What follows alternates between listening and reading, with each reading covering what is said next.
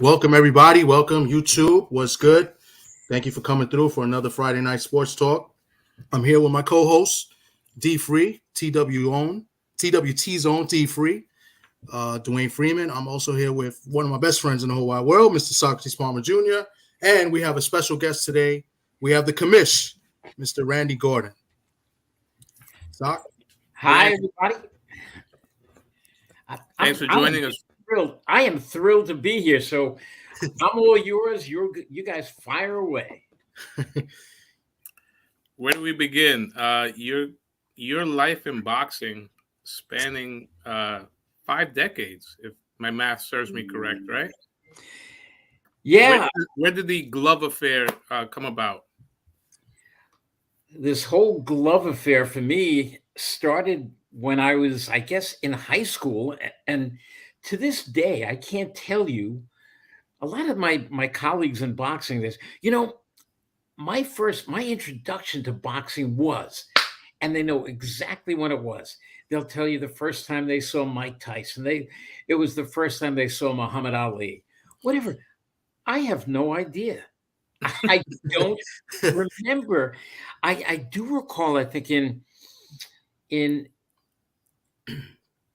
like 1962, 61, hearing about Floyd Patterson, and he came from Long Island, where I'm from.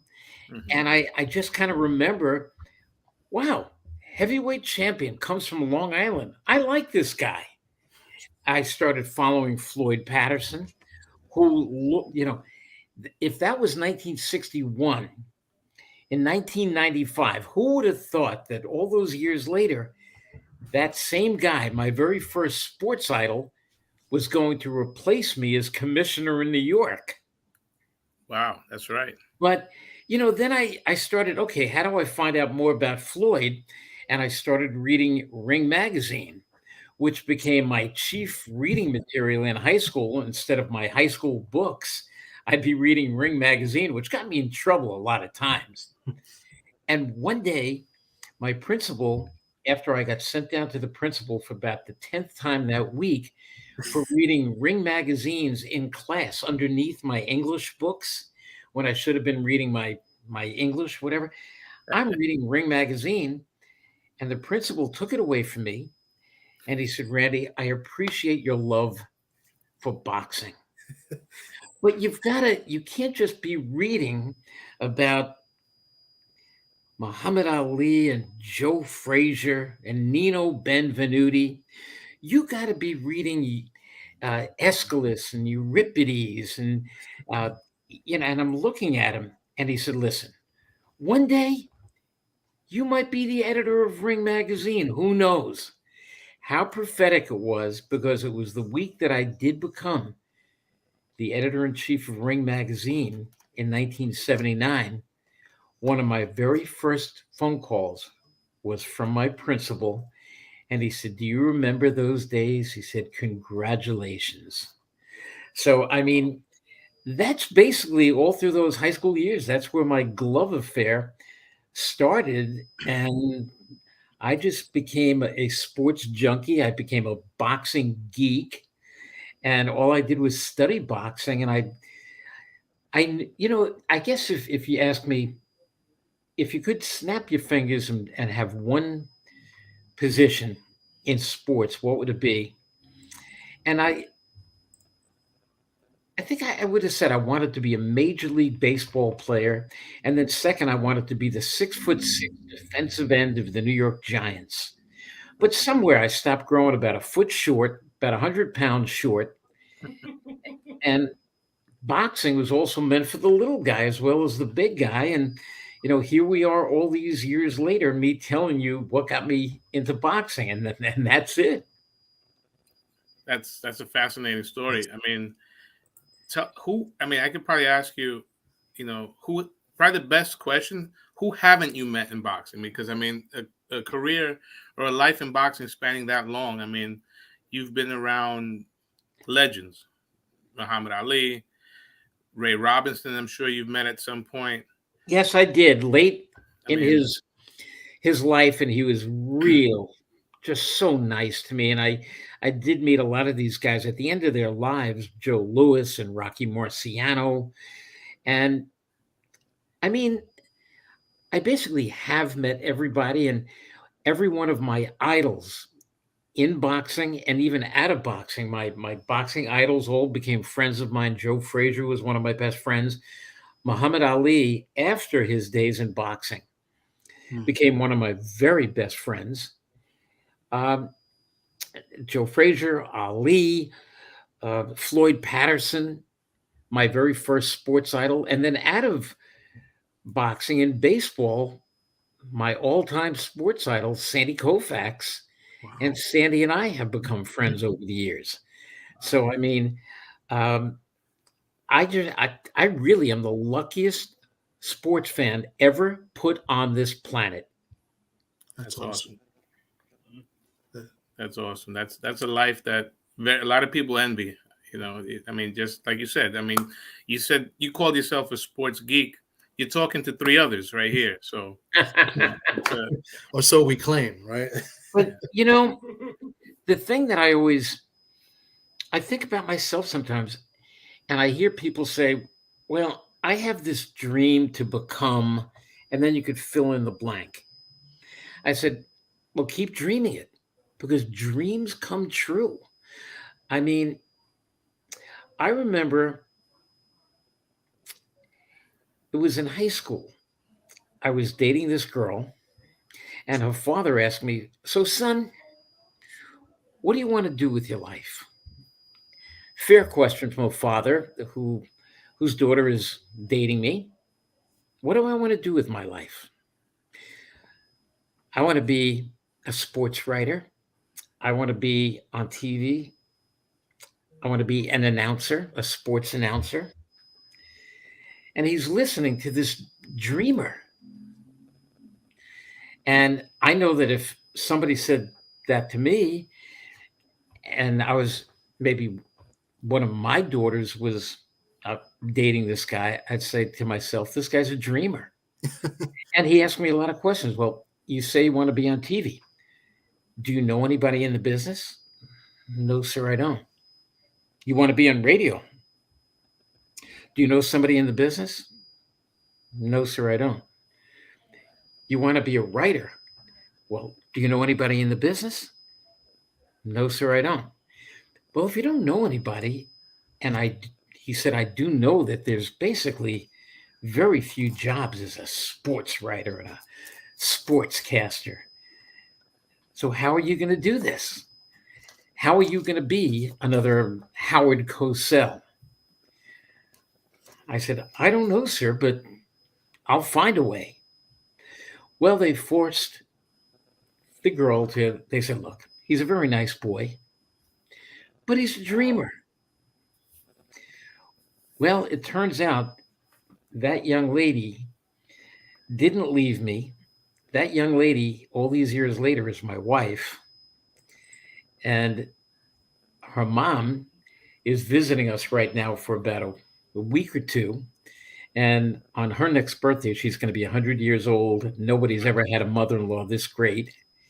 And my point is, I've always been a dreamer. But I found that dreams do come true. They really do. And when I go to colleges and I go to high schools and I give speeches on careers in journalism or anything, just your career, your life, follow your heart. Because if you really can dream it and you can feel it, then you can do it. Dreams do come true. Every one of my dreams, as wild as they might have been, have come true. Wow. Nice. Inspirational. That's awesome. Yeah. Triple T. I mean, that's pretty awesome. I mean, you've done it. You've done it all, and like you said, you dreamed, and they came true. So I see that you boxed a little bit in the amateurs, and you had one pro fight. How was that? How did you get into saying that you wanted to become a fighter, because that's where it began, right? Yeah, because I knew I wanted to get into boxing, and I felt that, um, I have to try it. And then I tried it, and I liked what was happening within myself, and feeling so great physically that I took the next step and the next step and the next step. And as an amateur, I had a damn good career, losing only 2 out of 39 fights. But after the amateur career stopped, it was 4 years later that I already had become a sports writer. Okay. And now I was writing for World and International Boxing Magazine and Big Book of Boxing. And we also put out The Wrestler and Inside Wrestling. Oh wow, I didn't. Yeah, Okay. yeah, as a matter of fact, if you guys even remember a magazine back then, it was called Apartment House Wrestling. Wow. Okay. I was like the editor in chief of Apartment House Wrestling. Nice. I don't know. I mean, Dwayne, I'm not sure if Dwayne is, but you're speaking to at least two marks here. I don't know if Dwayne is a wrestling mark as well. So we used to get those magazines when we were younger. We used to get the Insider, the PW Insider, I think it was. Pro Wrestling Insider, yeah. Yeah. So, Yeah. well, at one point, what was the magazine that used to have boxing on one side and wrestling on the other? I think it was Boxing Illustrated. Okay. They, for the longest time, they combined the two. But there was, I think, yeah, I'm pretty sure it was Boxing Illustrated. They did that. I think Ring tried it a little bit, and they had a section in the back for wrestling, but I believe it was Boxing Illustrated. And I became the editor in chief of Boxing Illustrated. But when I had it, we didn't do the wrestling in the back.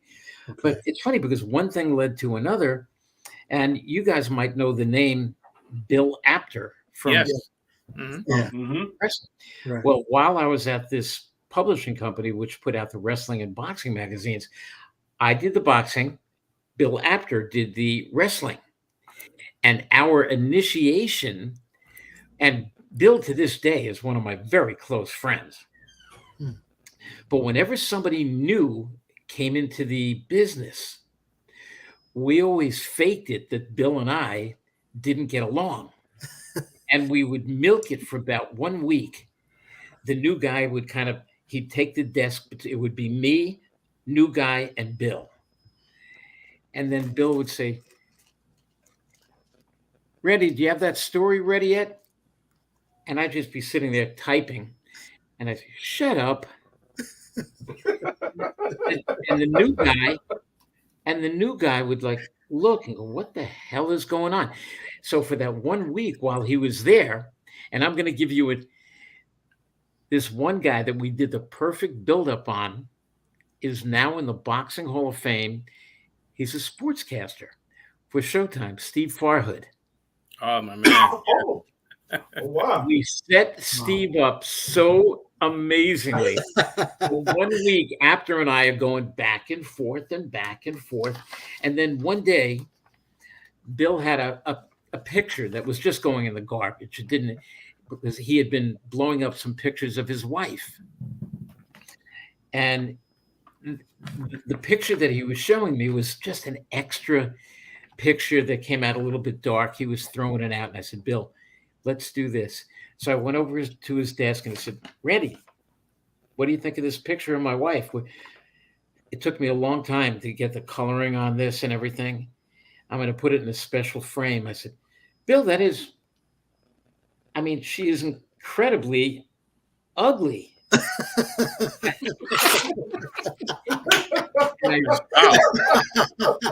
And he looked at me, and now poor Steve is sitting there going, crazy. They are. And then Bill would throw a piece of paper at me, and I would throw a glass of water at him over the desk, and Farhood would see this. And then one day we were on the other side. There was cabinets that separated that part of the office from the writers. And then Bill and I got on the other side, out of the sight of Farhood, and he said, you know what? What you did to that picture is not right. You know what?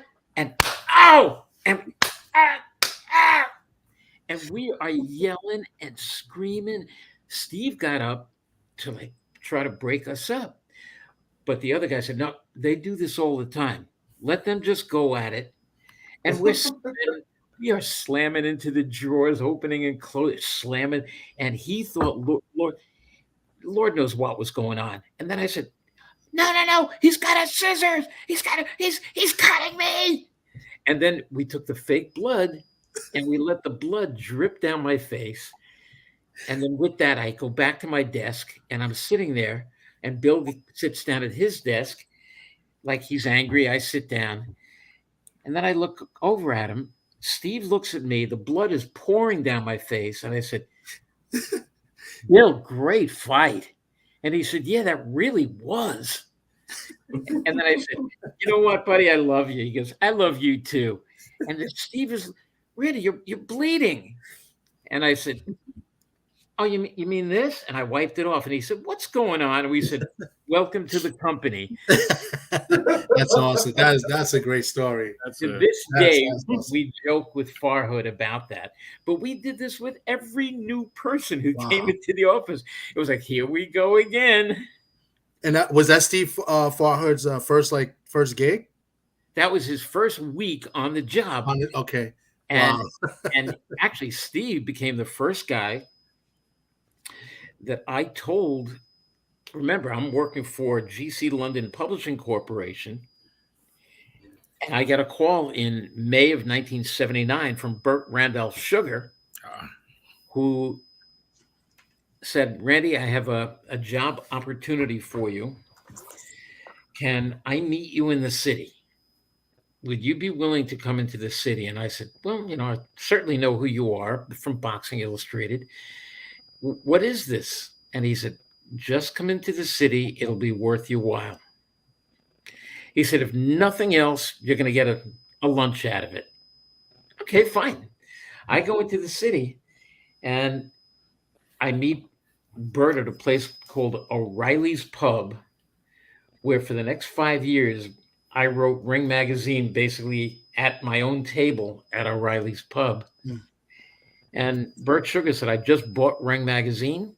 I want you to be the editor-in-chief. Wow. I'm like, what?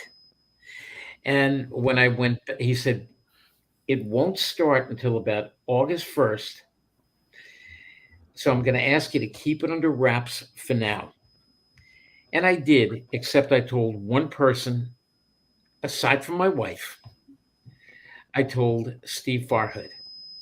And he kept it under wraps all that time, every day coming in, asking me, did you hear anything? And I said, nope. I mean, I did speak to Bert, and we're getting together for dinner, and we're going to be meeting at the fights and this and that. So he never said a thing. And then finally, when it came time for me to leave, and all this time I'm training Steve, I'm the one who gave Steve all his initial training. And let me tell you, he was an editor. I'd write my stories. He would edit them. He wasn't a good editor. He was a great editor. Wow. That's how good. Steve Farhood, I am just so proud to have worked with him side by side and to have watched him a few years ago get inducted into the International Boxing Hall of Fame is one of the proudest moments of my life. Nice. Wow. That's awesome. Being a New Yorker, like where was the offices of Ring Magazine? 120 West 31st Street in Midtown Manhattan. It was right down the block from Madison Square Garden. Yeah. Or for me, what's called Penn Station, because that's where the trains run, especially from New York City out to Long Island and Queens and so forth. And I lived on Long Island, about a 55-minute train ride. So I could make, let's say, a 5:30 train, be working at Ring Magazine until 10 after 5, run down the block, get to Penn Station, run downstairs, make the train with plenty of time to spare. Nice. So it worked out perfect for me. But that's where their old offices were. Their smoke-filled, cigar-filled, stinking offices. And I think, Socrates, you might have been up there. Yes. Oh, that place stunk of cigar. Wow. It's amazing. I mean, my first job at a newspaper in the Bronx was in 1999. And I remember coming home smelling like cigarettes. Like, it was still, I think it was until Bloomberg came along that he kind of put a ban on cigarette smoke. But yeah. It's not that, it doesn't seem that long ago, but yeah, it's I had some notes written down and of like name association, but just because you dropped the name Bert Sugar, tell us a little bit about your experiences working for Oh Bert boy. Sugar, the boss, the person, just one of the great characters of the sport. He was a character in every single way. A lot of people thought he was completely off the wall. Well, he was. But many times geniuses are off the wall. And Bert Sugar was a genius. He was a visionary. He knew when he bought Ring Magazine in 1979, Ring Magazine was basically a dead magazine. They had run it into the ground. In 1977, there was the Ring King ABC American Boxing Championship scandal. And you could Google that, look it up. ABC decided they were going to have boxing championships, which were brought to them by Don King. And you know what? They would use Ring Magazine's ratings. Sounded great, didn't it? And they pitched it to the public and they went on the air with it. The only thing is, the ratings were being phonied up by Ring Magazine. Their guy who did the ratings was taking money all over the place, phoning up the ratings. And then there was an underground publisher who was putting out his own little newsletter. It was called Tonight's Boxing Program. The guy's name was Flash Gordon. Yep. No relation. But we became friends because he was Gordon, I'm a Gordon.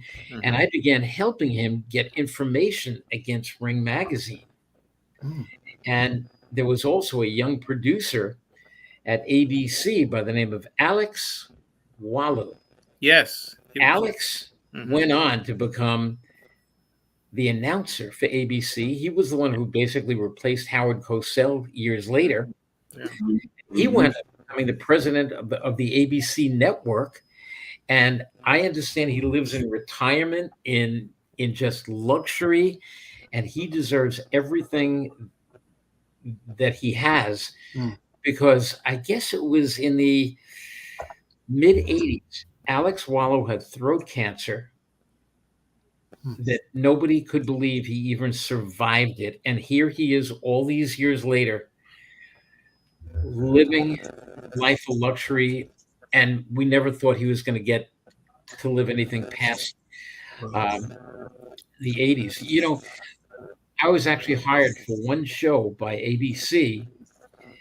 They gave me the ABC blazer, and my job was to be there because Alex Wallow, they didn't think was going to be able to make it on the air. And they didn't even let him stand up. He was so frail. And as much as I wanted to be on the air for ABC, I didn't want to be on the air because I wanted Alex to be on the air. And I'm sitting there and they're going, okay, stand by, guys. 1 minute to air, 1 minute to air. And then they said to the stage manager, okay, help Alex stand up. And a very frail, weak Alex Wallow, who must have been down, I don't know, maybe to 90 pounds. They helped him stand up, and he got up very gingerly and tenderly, and he stood next to Al Michaels. 3, 2, 1, coming to you, Al. Al took the opening, and he was just an amazing announcer. And then he asked the question of Alex. Alex answered it, struggled his way through it because his voice was just so shot. He made it through the show. I had tears running down my face. Mixed emotion because I did want to be on the air. As much as, again, I wanted to be on the air, I wanted him to be on the air more than me. I wanted him to survive. And, you know, maybe one day I'm going to be able to see Alex Wallow again. I'm going to say, Alex, I am so thrilled that you have had the life that you've had because you deserve it, buddy. But it was me and Alex who helped break that ABC Ring King scandal. But when it came out that Ring Magazine was involved with the phoning up of the ratings, Ring Magazine basically went out of business. And when they went out of business, that's basically when Bert Sugar bought them for a song and a dance and hired me. So whenever I think of the ABC boxing championships of the late 70s, I say thank you, ABC and Ring and Don King for putting that on, because without that phony tournament, I don't know that I would have had a career at Ring Magazine or ESPN or TV or at the commission or anywhere. So it's amazing how things fall into place. Right place, right time. Yep. D. Yeah. You said you was a writer. Who were some of the fighters that you loved to cover? Boy, when I started off, I mean, who knew? I mean, Ali was he hadn't yet fought in the Thriller in Manila. And I can't say that I love to cover him. I love to watch him, but he didn't know me then. And in those early days, in the early 70s, I was intimidated by being around so many of the writers from the Daily News and the New York Post and the New York Times and Newsday. But then Newsday's boxing writer, Bob Waters, took me under his wing. And it was one after the other. All of a sudden, I wasn't any cub reporter anymore. I was this boxing nut that they all started to know, and they started to call me up and, Randy, can you help me with? And they would ask me questions, and I'd say, wow, the boxing writer for the Daily News called me for information, and they all started to know me. And it's funny because years later, and I had no one fighter back then that no. As I think there was one, and his name was Joe Frazier, because Joe treated me as if I was a veteran writer. And, I wrote a couple stories on him in world boxing and international boxing, but he loved reading my stories about him. And he took me under his wing, and he would have me hang out with him. I'd take a ride to Philly, and I'd go to Joe Frazier's Clover Lane gym, and I would hang out all day long with Joe Frazier and then get back on a train and take it home. But Joe would take me out for cheesesteaks and this and that. But I got to know Joe on a personal level. And so that had to be, again, I mentioned earlier in the show, my idols, Floyd Patterson, Muhammad Ali, Joe Frazier, Sandy Koufax. This sports nut became friends with each and every one of them. And I'll tell you one more guy. He was the number one light heavyweight contender back in the 70s, came from Long Island. His name was Bobby Cassidy. His son, Bobby Cassidy, is a writer for Newsday, a damn good writer. And Bobby Sr. had a drinking problem. And after losing a fight at Madison Square Garden to Jorge Ahumada, I think it was in January of 74, he came home beaten up in a snowstorm, got off the train, walked maybe the 3-4 blocks to his house. But before he got to his house, he fell face down into a pile of snow. But by being in that snow for a couple of hours, he was actually able, to breathe, even though he was face down. But the snow kept the cold of the snow kept his eyes were basically swollen shut. Wow. But because he had the snow packed onto those eyes, the next day all he had were black eyes, but they weren't swollen shut. And it was about a day or two after that I did an interview with Bobby Cassidy. And he told me, I am done drinking. I will never, ever take another drink. And guess what? He never did. He kept his word. Wow. And that story, which is still, I think, his sons still have it. Bobby Cassidy Jr. has it. And he says he looks at it quite often because it means something to him. because he said that he was a little kid sitting there while I was doing the interview with his dad. So, I mean, I did have a number of terrific interviews and guys I love to interview. But when it came to Joe Frazier and Bobby Cassidy and then a young Alexis Arguello, who became my best friend. I met him right after he won the featherweight championship. And right up until this dying day, I was so close with Alexis. And if I can just tell you this story, I was talking to a referee from upstate New York only about 12 years ago. The guy's name was Charlie Fitch, who's now probably the number one ref in all of New York. And Charlie said, "You know who I boxed in college?" He said, "I boxed Alexis Arguello Jr." And I said, "Wait a minute, wait. Alexis Arguello Jr.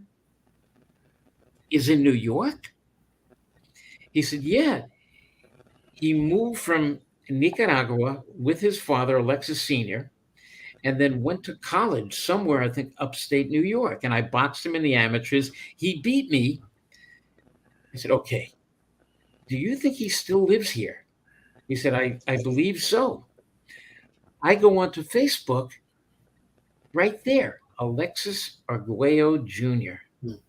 I sent him a private message and I said, "My name is Randy Gordon. Your father was one of my best friends, blah, blah, blah, blah, blah. I am just finishing writing my book, Love Affair. And there's a chapter on your dad called Flaco de Explosivo. Or Flaco Explosivo. I sent it to him. Minutes later, the phone rings. It was Alexis Jr. To this day, we're friends. And do you know what he was doing at that time? Ready? He was a college football producer, CBS. Wow. He now works boxing for Showtime. Wow. Oh, wow. Okay. Wow. That's awesome. But I mean, to say I love that Arguello family, Yeah. whenever I see Alexis, I'll text him. I'll say, "Hey, you going to the big Ring 8 dinner?" And he'll say, "Yeah, you're going to be there? Good. Let's sit at the same table." And we have a big hug for each other when he shows up. Every bit the man inside of himself with all the love for his family and his friends that his father had. Wow. Alexis was very good to the media, and I think in Yeah. turn, like he was always, like when he ruled the ring, I was a kid, but it was always, it was like a reverence when they talked about Arguello. He was a very classy guy. Just kind of go to the. Do you think that he was cheated when he fought Aaron Pryor? Yes. And I always felt that, and kind of Aaron Pryor kind of gets a pass. Well, I spent countless hours with both Alexis Arguello and Aaron Pryor. Aaron Pryor actually came to New York when I was commissioner. He boxed once in New York, and another time I had to reject him because he had just flunked his eye test.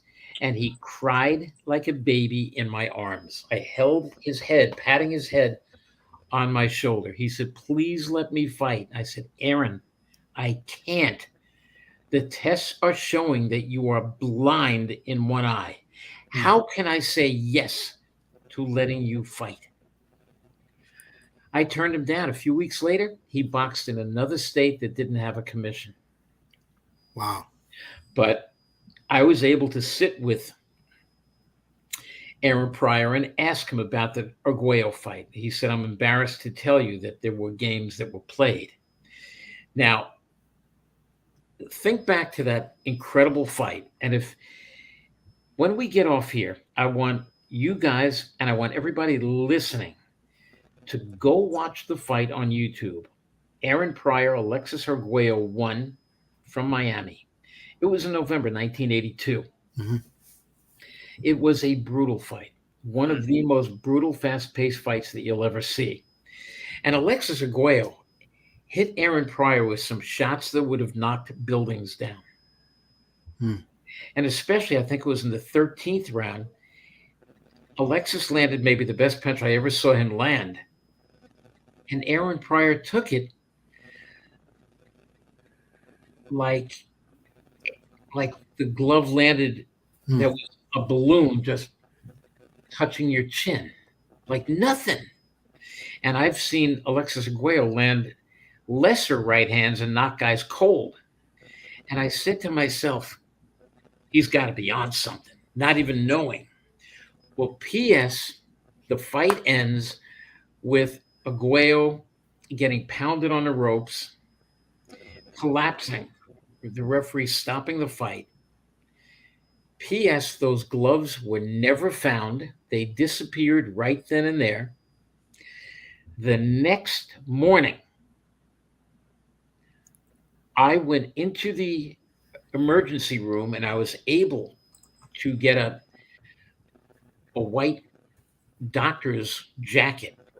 I saw one sitting on the side. I took it and put it on and just walked right through the doors. They didn't stop me. And then I just was looking and I took a chart and I said, "Excuse me, nurse, where can I find Alexis Arguello?" And she said, "Oh, doctor, he's in whatever room over there." I said, "Thank you." And I walked in and he was laying in bed holding an ice pack over here and another one over here. And I said, "Good morning, Alexis." And he said, "Randy, my friend." And he could barely move his jaw. I said, "Come here." And I moved the ice pack around. 2 seconds later, nurse walks in. She goes, "What are you doing here?" They came, Alexis, and then she spoke in Spanish. She said, "Vamos." And he said, "Please, 5 minutes. I need him. He's my best friend." And I stayed with Alexis. She goes, "You got 5 minutes and you're out of here." He goes, "Randy, I can't talk too loud. I can't open my mouth. It's not broken, but I'm sore." So I put my ear close to him, and he said he had no padding in those gloves. Wow. And I said, "Wait a minute, am I hearing you correctly, Alexis?" "Yes, no padding in those gloves." I said, "How do you know there was no padding?" He said, "Randy, in Nicaragua, we didn't have money for gloves. And sometimes we would take old gloves that had horsehair in them, but the horsehair was moved this way and this way, or the horsehair was taken out and it was just leather. I know what bare knuckle or tape knuckle feels like." And it really teaches us when those punches are coming at you, you either block the punch or you get hit with it, and you learn how to block those punches. He said there was no padding in those gloves. Wow. I said, "I think if I go with this story, Alexis, people are going to say that it was sour grapes by you. Let me call the commission on Monday." Turned out I called the commission and they said they never had the gloves. They never found the gloves. They never impounded the gloves. The gloves disappeared right after the fight. Now, Wow. that was in November. Advance the clock 7 months to June 1983. At Madison Square Garden, Roberto Duran in the main event beats Davey Moore. What fight took place in the Resto. Was it Resto? Louis Louis Resto. And the same trainer, right? Panama Lewis, right? Billy Collins. Yeah. So Alexis called me on Monday. The fight was on Saturday. Alexis called me on Monday because, "Randy, did you see what happened at the Garden?" I said, "Yes, I did." He said, "Let me ask you this. Who worked Resto's corner?" Panama Lewis. I said, "Panama Lewis." He said, "Who worked Aaron Pryor's corner against me?" I said, "Panama Lewis." He said, "What did I tell you the morning after the fight? I told you his gloves had no padding." He said, "He did it with me and he got away with it. He did it with Collins and he didn't get away with it." Wow. I was so incredibly angered. And then, of course, that was in June. The following April, Billy Collins Jr. basically committed suicide. And when he committed suicide, I wrote the strongest column that I ever wrote as editor-in-chief of Ring Magazine, maybe the strongest thing I ever wrote anywhere at any time. My editorial was entitled Murder, Plain and Simple. Hmm. And it wound up opening up the case against Panama Lewis and Louis Resto, and it sent them to jail for a few years. When they got out of jail, they had to come to me, who was then commissioner, and I turned them down. I said, "You've already been banned by the New York State Athletic Commission. That ban is going to stand forever." Wow. Well, every year, Louis Resto kept coming back to me asking if he can get a license. And I said, "No, Louis, you can't. Can you look me in the eyes and tell me that you don't know anything about what happened to your gloves?" He said, "Do you know?" And he'd look at the floor and he said, "No, I don't know." I said, "Louis, look at me." He couldn't. I said, "Then I can't give you your license." And even when he came back to me then to be a trainer, I banned him, never gave him a license. He never got one. And it was only a few years ago. I was at a fight on Long Island, and I was coming out of the bathroom as Louis Resto was walking into the bathroom. Mm. And I said, "Hello, Louis." And he said, "Hello, Commissioner." And then I kept walking, and he goes, "Commissioner, I want to say something." And I turned around, I said, "What's that, Louis?" And I thought I was about to get some revelation. "I'm sorry," whatever. He looked at me and said, "You ruined my life." Wow. And I said, "I'm sorry you feel like that way, Louis. I'm really sorry. I'm really sorry this whole thing happened, and I'm sorry you feel that way." But the fact is, Louis Resto has learning issues, and I could say no more. He is who he is. And I do feel bad for him because I think if he was in jail, he'd probably have a better life. But outside, he can't hold a job. He has no skills. And the skills that he did have as a boxer or boxing trainer, he couldn't employ them because he couldn't get hired anywhere. So I get where he was coming from. He couldn't make a dime, and he had to live underneath a gym for years where the water was falling from the pipes, and in the winter, Lord knows how cold it must have been down there, and the rats running around.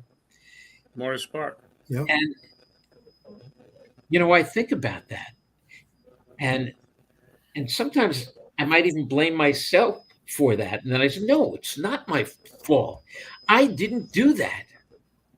He did that." And he could have said to Panama Lewis, no. But Panama Lewis exerted himself over the very weak-minded Louis Resto. And it was Panama Lewis who continued to make money because he trained guys in the gym. And if they got a $10,000 payday, they would give Panama. He made money right up until the day he died. So, I mean, that was, of all the incidents that happened in my boxing career and when I was editor of Ring and as commissioner, that is probably the one incident that just stands out and always will. Yeah, wow, That's crazy. yeah. The events that took place, the order, from the Aguayo Pryor fight to the Resto Connor fight. But I always will believe that the gloves of Aaron Pryor were messed with. And as a matter of fact, on the wall behind me, I have some of my favorite pictures up there. And in one of the pictures, there's a young commissioner standing between two incredible fighters. On one side of me is Aaron Pryor. And on the other side, and I always ask people who come into my home and see my office here, I'll say, okay, I'm buying dinner tonight if you can tell me who this is. And they look at the picture and he looks familiar. I said, come on, dinner on me tonight. And they look. And I said, when I tell you who it is, you're absolutely going to know. I said, he was portrayed in a movie by Denzel Washington. That's Reuben Hurricane Carter. And I asked Reuben about it. Did Aaron Pryor ever tell you what went on? And he said, yes. He said the padding was taken out. Wow. And when that picture was taken, then I took Aaron on the side. And I decided not to ask him the question, but I would twist it a little bit. I said, okay, Aaron, let's talk about this. I have found out that the padding was taken out of the gloves. Did they do it in the few minutes before the fight, or was it a lot of time before the fight? Did they get rid of the inspectors? How'd they do that? That I want to know. And he said, I don't know. Panama said, let me just see the gloves. And he proceeded to tell me the story. And then while he was just adjusting the gloves, one of the other guys just went over to the inspector and was kind of put his arm around him and said, let me ask you a couple of questions about the rules here in Florida. And he walked the guy out of the room while Panama Lewis did his thing. And it only takes, you dig it in, it takes 15 seconds, if that, to quickly make a little incision and pull the horsehair out and then put the horsehair in your pocket, and you got a perfectly good-looking glove. Wow. Now, glove gets put on, it looks absolutely perfect because it's still brand new leather. And it gets put on, and you're going like this. Okay, it feels good. The inspector comes over, tapes it up, initials it. Everything's fine, right? Except it's not, because he never looked inside the glove. So my question is, with the inspectors and the commission, when they check the gloves before fights, you can't tell on the outside of the glove. You could only tell from the inside of the gloves. When the glove is brand new, you cannot tell, because that leather is taut and tight. And it's not until it starts getting wet and just kind of folding in, because remember, there's no padding here. Yeah. And now the leather is wet and it's sinking into the grooves. You can actually see it in the Billy Collins Resto fight. You could see what happens as the gloves get wet. Then there's basically no more air in there. And maybe those punches early in the fight, you're starting to feel more and more, because that wet leather is now sinking down right onto the padded knuckle. And you're feeling taped, padded knuckle. This is why, in the past few years, we had some instances, but this is why, the commission never really caught anybody before the fight. I mean, we've seen trainers catch guys maybe padding or with the wraps and stuff like that. With the Mosley Margarito fight, it wasn't the commission that caught it. It was Mosley's trainer at the time that caught it. Yes. Right? But do you know that over the years, I spoke to every, let's say, veteran, old trainer. I'll throw some names at you. Ray Arcel, Freddie Brown, he had the little mashed nose, always smoked the cigar, trained Roberto Duran for the longest time. Freddie Brown he was around, he was a young, like a teenage trainer when Benny Leonard was fighting back in the 20s. And I asked each and every one of those guys, did you ever take the horsehair that was in those gloves before the fight and either remove it or do something with it? And they said, no, we didn't have to remove it because they let us break the gloves in. And in breaking those gloves in, then what you do, you got all the horsehair padding here. You just keep pushing it over here and you move the hair back and you take it from the knuckle and you drag it down. Is that what they call like skimming or something? Is that there's like a term? Exactly. Yeah, skimming. So now you got the guy's fist in the glove, which looks good. But in this area of the glove, all you've got is that layer of leather. Right underneath it is taped, padded knuckle. It was the same thing as taking the horsehair out. But they were allowed to do it because inspectors just weren't roaming the dressing rooms. That didn't start until later on. So let me ask a question because I know this question comes to mind. Maybe D Free, you want to ask it because you put it in the chat, but it did come to mind. Go ahead, D. Dwayne, can you hear me? I don't think he can hear me. Is he on mute? Dwayne? No, I can hear you now. All right, no, I was saying so. I was about to ask a question, but I think since you put it, because I was thinking the same way. You asked the question, about you go ahead. Was allegations About what I put in the chat. Yeah. No, I was saying the allegations was about the Fury and Wilder 2. There was pictures that came out showing you could see Fury knuckles in the glove, and I was asking, did that have something to do with it? Because it was told that he was using gloves that had a horsehair in it. No, Deontay Wilder, I don't get it. He was right before the first Fury fight. I think if you asked Deontay, who were your closest friends in boxing? I would have been one of them. But then starting with the first Fury fight, which was a very tough fight, and then, of course, he knocked Fury down in that 12th round. And if you remember after the fight, Deontay started to go crazy on Jack Reese, who I think is only the best referee in boxing. Jack's count was absolutely to the letter perfect. Fury pulled off an unbelievable I've never seen this happen. The guy was out cold. Jack Reese is in his face. 4, 5. And at 5, he opens his eyes, rolls over onto his left side, pushes himself up, and beats the count. Deontay claimed it was a slow count. Then he produced video to show you it was a slow count. Well, that was a doctored video.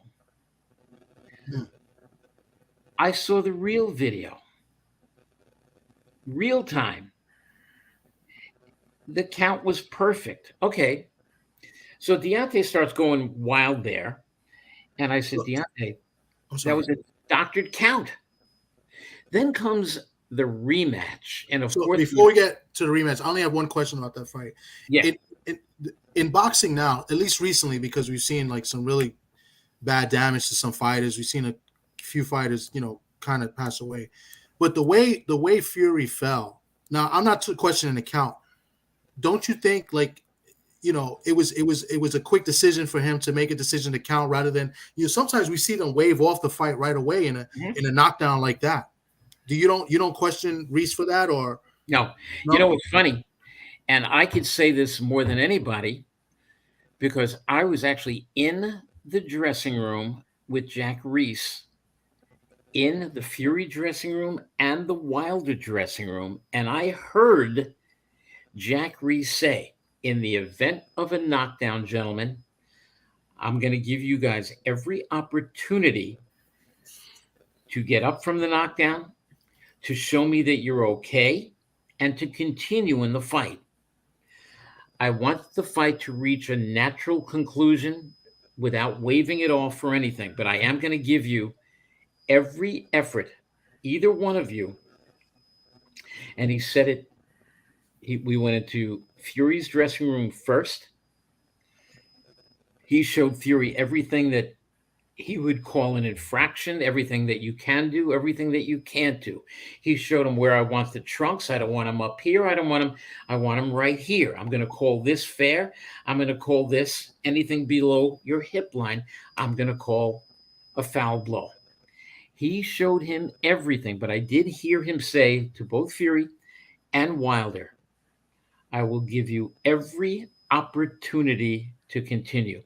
So as soon as Fury went down in that 12th round and the entire crowd exploded, including, wow, I'm thinking to myself, okay, let's see if he gives him, because I'm saying it is over. It is over. Mm-hmm.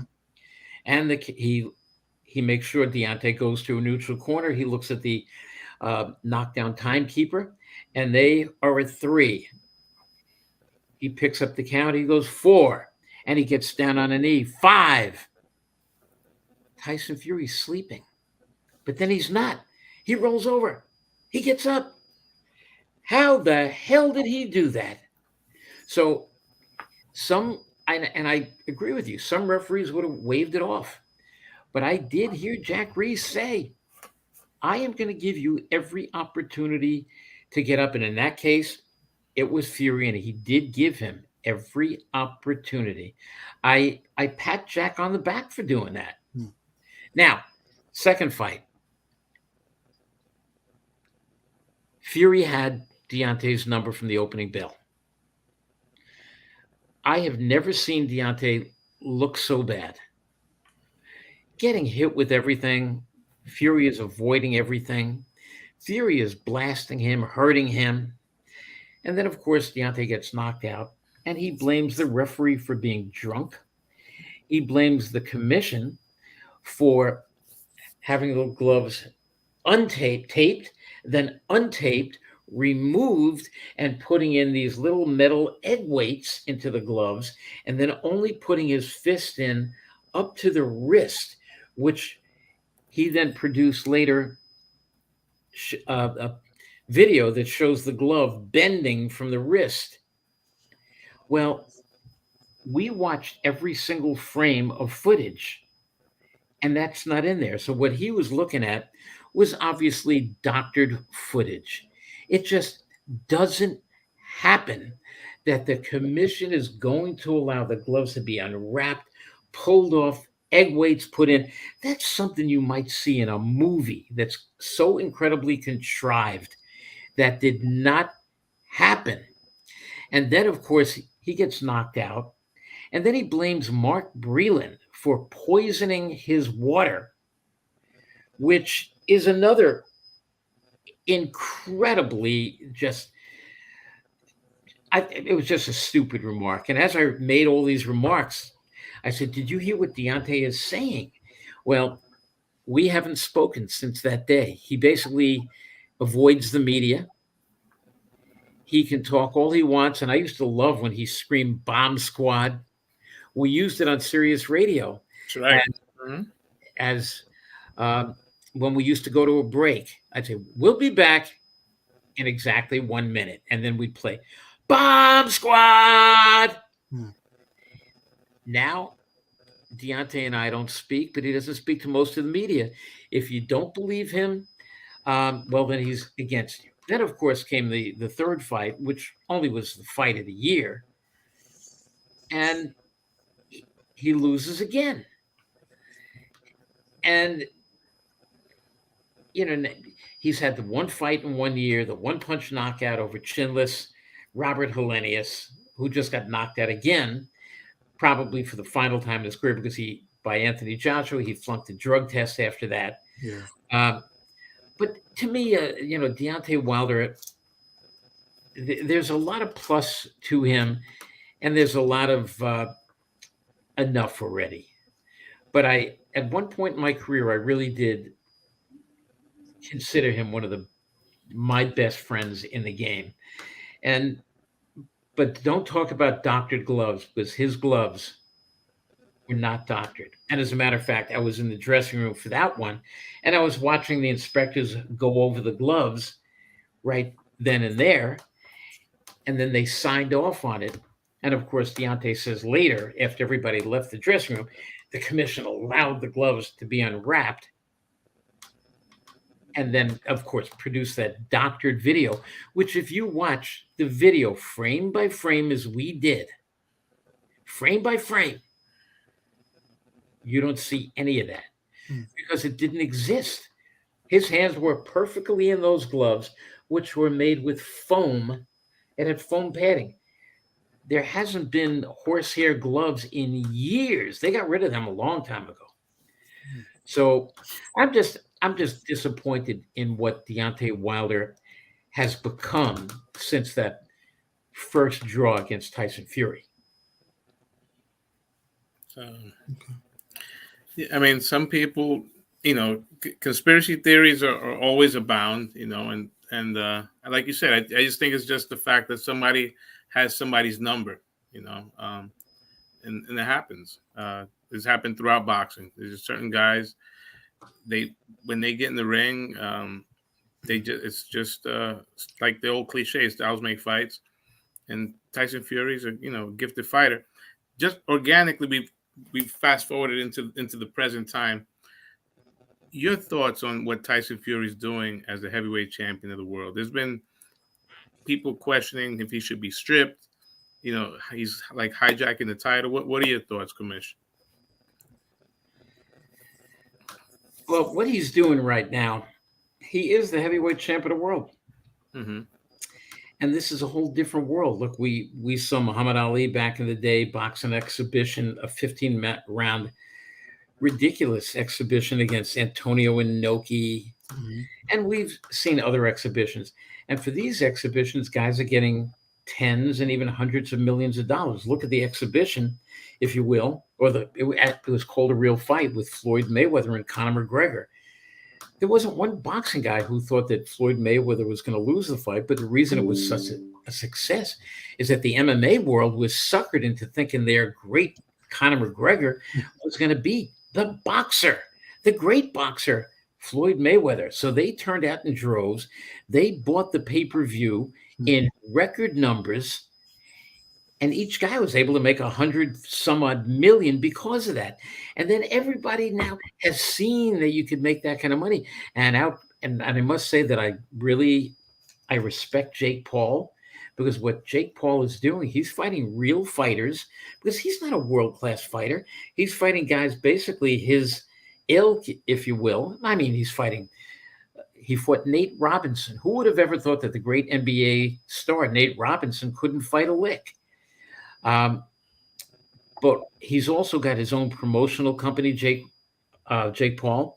Mm-hmm. He has built up Amanda Serrano in a way that her former promoter couldn't do, has turned her into a millionaire because of that, put on the biggest female fight in history. So I give Jake Paul all the credit in the world. But all these MMA guys are seeing what some of the other guys did, and that's why Francis Ngannou has now challenged Tyson Fury. October 28th, they're going to fight. And guess what?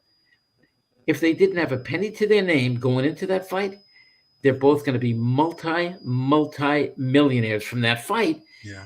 Tyson Fury knows it.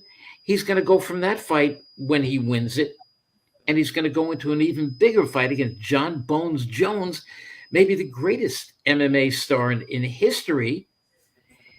Between both fights, he's going to make $150, $200 million. Why should he box again? So in a way, he is kind of holding the heavyweight division hostage. But what are you going to do? I mean, it's not like he's been inactive for years and years. He did fight last year. He didn't fight this year yet. But let's see what happens with it. And I think we're just going to have to, using a boxing term, I think we're going to have to roll with the punches. Yeah, I personally think if he doesn't, after this fight, if he doesn't defend the title, I think because he's only a WBC champion, I think the WBC should take the title from him and make it vacant if he doesn't defend it. I am going to be with Mauricio Suleiman a couple times in the next few weeks. And I intend to ask him just one-on-one, because many times one-on-one he tells me things that he wouldn't say on the air. Mm-hmm. And I'll say, okay, Mauricio, I hear you with that. Would you mind? Can I mention that? And he might say, Randy, my dear friend, please keep that here. And if that's what he wants, that's exactly what I'll do, because I keep my word with it. I don't go out there and you tell me a secret, it's going to stay right here. But I do agree with that. Mauricio Suleiman should say, listen, you're going to fight Ngannou October 28th. But at this point, you're going to have to fight somebody, the number one contender, the mandatory. You're going to have to make a defense, unify the title against Alexander Usyk, or you're going to have to give it up.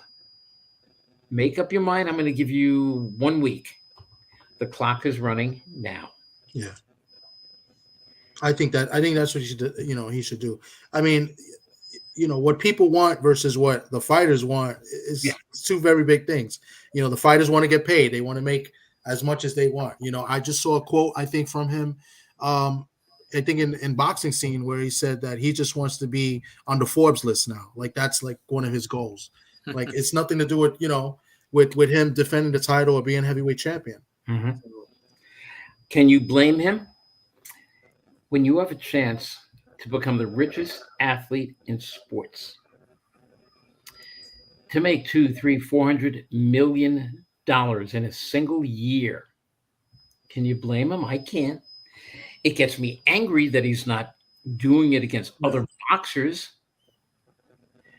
that he's doing it in these kind of circus fights. Yeah. They're real. I mean, if Ngannou lands the hardest shot he ever landed, and it lands right here, who knows? Fury's going to go down, and they're saying it's not going to be counted as a title fight. Guess what, everybody? If Ngannou does that, and Fury goes down, and the referee counts to 10, he's an ex-champion. He just lost his title. Whether or not it's a championship fight, billed as one, sanctioned as one, 12 rounds, whatever it is, this is a 10-round fight against Ngannou. If Ngannou knocks him out, there are no exhibition fights or non-title fights for heavyweight champions. A heavyweight champion defends his title every single time he gets in the ring. I agree. 1,000%. 1,000%. I was going to ask, in this day and age, with the four belt era and all of the intercontinental titles, do you feel like it's too many titles out there now? Yeah, there are too many. Not so much too many divisions, but too many sanctioning bodies. Because every sanctioning body has their own top 10, 15, whatever. Every sanctioning body basically has their own champion. So for the 4 or 5 sanctioning bodies, with all the champions there are, if you just take, let's say, the middleweights, you could find maybe 5 different sanctioning bodies with 5 different champions. You've got 5 champions, and you don't have 5 solid contenders. There are more champs than there are contenders. I wish we could go back, and I'm only using now Ring Magazine's ratings, the way Bert Sugar and I used to do. We had a panel of 100. So even, let's say, Socrates happens to be one of my 100 panelists, but let's say he manages fighter ABC, and he puts in his ratings. ABC is the number 1 heavyweight contender. Well, the thing is, there are 100 other guys.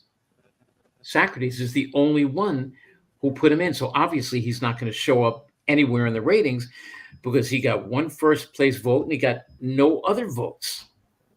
So with Ring's ratings, the way Bert Sugar and I had it, we thought it was there was nobody who would be taking any money. And we compile the ratings every month. Ring Magazine basically does the same thing now. And I'm going to be using their ratings from now on. I don't need any of the alphabet soups to tell me who the champion is. I know who they are. I know who the top contenders are. I'll make up my own ratings, call them Randy's ratings. I mean, mine are as good as any of the sanctioning bodies, I'll tell you that. I got to ask you a question. As we know, corruption and boxing seem to go hand in hand. There've been cases like Bob Lee, and your time at the Ring magazine as commissioner. Did anyone ever have the audacity to try to convince you? Yes, actually, and I wrote about it in my book. It had to do with Mike Tyson having his contract broken, and they wanted it broken so bad, the Tyson people, that they were willing, and it wasn't Jimmy Jacobs who had died or Bill Caton. It was Mike Tyson and Don King, and they tried to buy me off in Mexico City. I wouldn't even hear about it. And I said, if you're telling me the truth, then the truth is going to speak at a hearing. And I don't need this. I will not take this. I will not accept it. But I want to back up. You said, boxing and corruption. Mm-hmm. Whenever I hear that, I do have to shake my head, and I get a little bit aggressive. Okay. Because guess what? If, let's say, you're sitting there and you're interviewing me, and you have your own great sports podcast and everything, but what do you do full time? I'm a commissioner of Parks and Recreation, or I'm running for Senate. Well, guess what? Every politician, every night you turn on the television, you find out. We just found out about another politician, a top politician, has been indicted for bribery and shaking people down. Every single night, doctors are on the take, handing out prescription drugs. The insurance companies are all in it to make money. Attorneys are in it to make money. You show me where there's no corruption. We can't even talk about houses of worship that aren't hit for some kind of corruption. Hate to tell you, this is a corrupt world, and I think we might be four people. At least I know I'm speaking for myself, and I think I've proven it, that we might be four people who are maybe the only four non-corrupt people around, because everybody in every single business can be corrupt. So I am a boxing geek, and I will stick up for my sport. It is no more corrupt than any other business, including politics at the highest level. Yeah. Well said. Well said. Yeah. Well said. I agree with that. So, have you ever been accused of anything, of being corrupt? Yes. You had to know that was coming, right? Yes, and this is funny. When I was commissioner, I wasn't allowed to make any money doing anything else. Mm-hmm. I got my paychecks from the state, and if I got an announcing gig, I had to give 100% of the money away. If I made $100, I had to give it away. Made $1,000, had to give it away. Well, I did the Olympics in 1992 in Barcelona, for which I was paid, I believe it was $20,000 to do the Olympics. Nice number, right? Mm-hmm. And I gave away all of the money I give to burn centers. I'm a former burn victim when I was a kid, and I give to burn units because they always could use the money. So I gave the check, and there's a picture of me, and they blew the check up, and I'm handing it to the president of the hospital and everything like that. The only thing is, I gave them $19,800. I kept $200. Wally Matthews from then Newsday found out about it, and he goes, "Wait a minute, didn't you get paid $20,000?" I said, Well, you kept you gave $19,800. What'd you do with the $200? I said, I bought a Sandy Koufax card.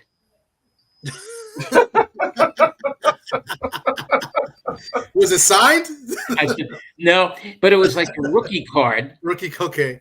And it's going for like $1,500 or something in mint condition. And I think I have it here. You know, I asked why it was signed because I collect cards too, and I have some autos as well. Yeah, so Yeah. I said, okay. I kept 200. I bought a Sandy Koufax card. If you want, maybe I'll sell it for 300. Then I'll keep 100 and I'll give the 200. I said, I bought a Koufax card. If that's illegal, take me away in cuffs. I mean, yes. So I have been accused of whatever. Okay. Wow, that's a name from a blast from the past, from the 80s and 90s. Can I play a little media word association? I'm gonna drop some names from the past. You tell me what comes to mind and any stories. Jack Fisk. Greatness. A fellow New Yorker, Michael Katz.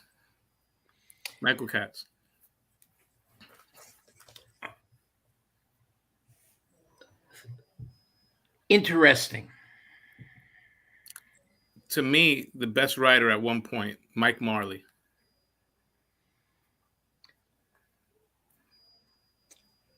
Overrated. I like that. I like him a lot. But I thought that, people didn't know that inside story behind him, that Don King paid for his legal school. Okay. That's why he wrote all those great stories about Don King. Come on. Nat Fleischer. Legendary. Did you ever meet him at one point? One time. Okay. 1969. Rocky Marciano dies in a plane crash. I go out, and it was a day before his birthday. I go out on that Sunday morning to go doing my road work because I was in the Golden Gloves, training for the Golden Gloves. And as I went out, I took the morning papers, and I look at the papers, and it said, Marciano killed in crash. The Rock dies. I brought it into my father at about 6 a.m. I wake him up. Dad, look. Oh, what happened? Well, I was so upset that the next day, without even knowing Nat Fleischer, I just decided to put myself on a Long Island Railroad, take myself into New York City, go to Ring Magazine, where I then walked into the offices of Ring Magazine, see the secretary. She said, "Can I help you, son?" And I said, "Yes, I'm here to see Nat Fleischer." She goes, "Son, do you know that Rocky Marciano just died?" I said, "I do, ma'am." She goes, "He's got a very busy morning, and he can't be bothered this morning. Do you have an appointment?" I said, "No, I don't." She goes, "I'm sorry, son, you're going to have to leave." As I turn around and go to the elevator, out of his office walks Nat Fleischer. And I looked and go, "Mr. Fleischer, Mr. Fleischer." And he goes, "Can I help you, son?" And I said, "Yes." And then I start talking to him at the speed of light. And he goes, "Slow down, kid, slow down." And I love Rocky Marciano. "I can't believe that he died, sir. I really had to come up and just meet you and shake your hand." He goes, "Okay, slow down. Come on into my office." He walks me into his office. We sit down. He said, "How much do you know about me?" And I said, "I can tell you your ratings, Jack Johnson and so forth and so on." I said, "Sir, would you rate Muhammad Ali?" And this is 1969. He goes, "Son, his name is Cassius Clay. And he hasn't done anything. He's fast. He's big. But no, I wouldn't rate him." I said, "Do you think he's ever going to come back?" He said, "No, he's never going to come back. He's never going to amount to anything. The kids your age, you just are so enamored by this Clay." Well, I told him that I wanted to be a boxing writer, and he asked what I'm doing. I said that I'm in college. I have a year to go. He said, "Stay in touch with me, and I promise you, when you graduate, I have a job for you here at Ring Magazine." This is 1969. He didn't survive that much longer. A couple of years, we wrote letters back and forth to each other, but he died about 3 years later. I never got to see him again other than just the letters back and forth. 10 years after that meeting, I would be sitting in that very office, in that very seat, at that very desk as the editor-in-chief of Ring Magazine. My one and only meeting with Nat Fleischer. That's the name. Wow. I have a couple more names. George Kimball. I'm sorry, what was that? George Kimball.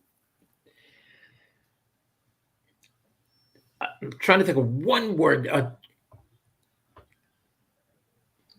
Driving. I mean, this is a guy who I thought had a fair amount of talent, and he got the most out of it. I really I enjoyed George Kimball. Did he coin the phrase "the Four Kings"? I know he wrote the book, but is that his originally? Yes. Okay. And he used to hang out at my office. He was dear friends with Bert Sugar. The two of them got wasted at one. I think it was at the Sugar Ray Leonard Marvin Hagler press conference when Hagler was hoping that Leonard was going to say, "I'll fight you," but he said, "I'm not going to be fighting you." Both of them got so wasted that night that they start throwing peanuts at each other, then beer on each other. And then George Kimball picked up a potted palm and tried to dump it on Bert. And they ran around the bar. Bartender calls the police. Both got arrested that night. I had to bail them out.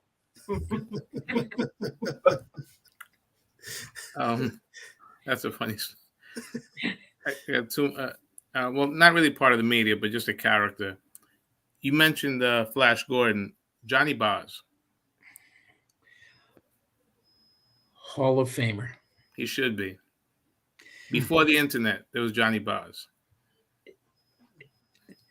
Johnny Boz, baddest dude there ever was. The greatest matchmaker, new styles, made all of Jerry Cooney's early fights. He told me who Jerry Cooney could beat, who Jerry Cooney couldn't beat. He told me he could look at a fighter and know exactly, and he could look at the guy for the very first time and say, nothing, future champion. I've never met a guy like Johnny Boz. We used to go to all the fights together.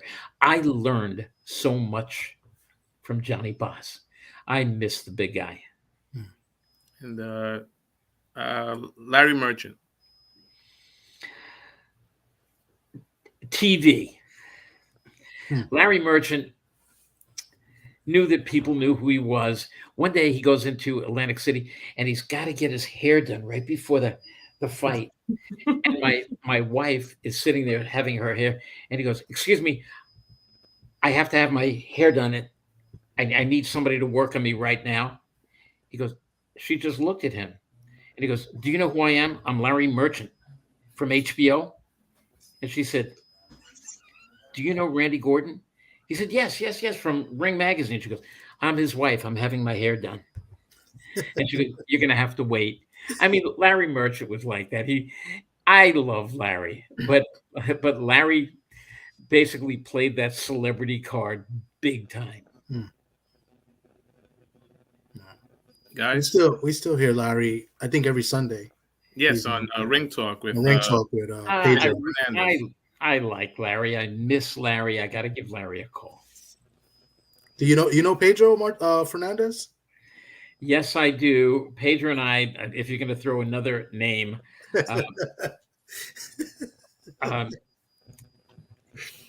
bipolar. That's why I didn't say anything.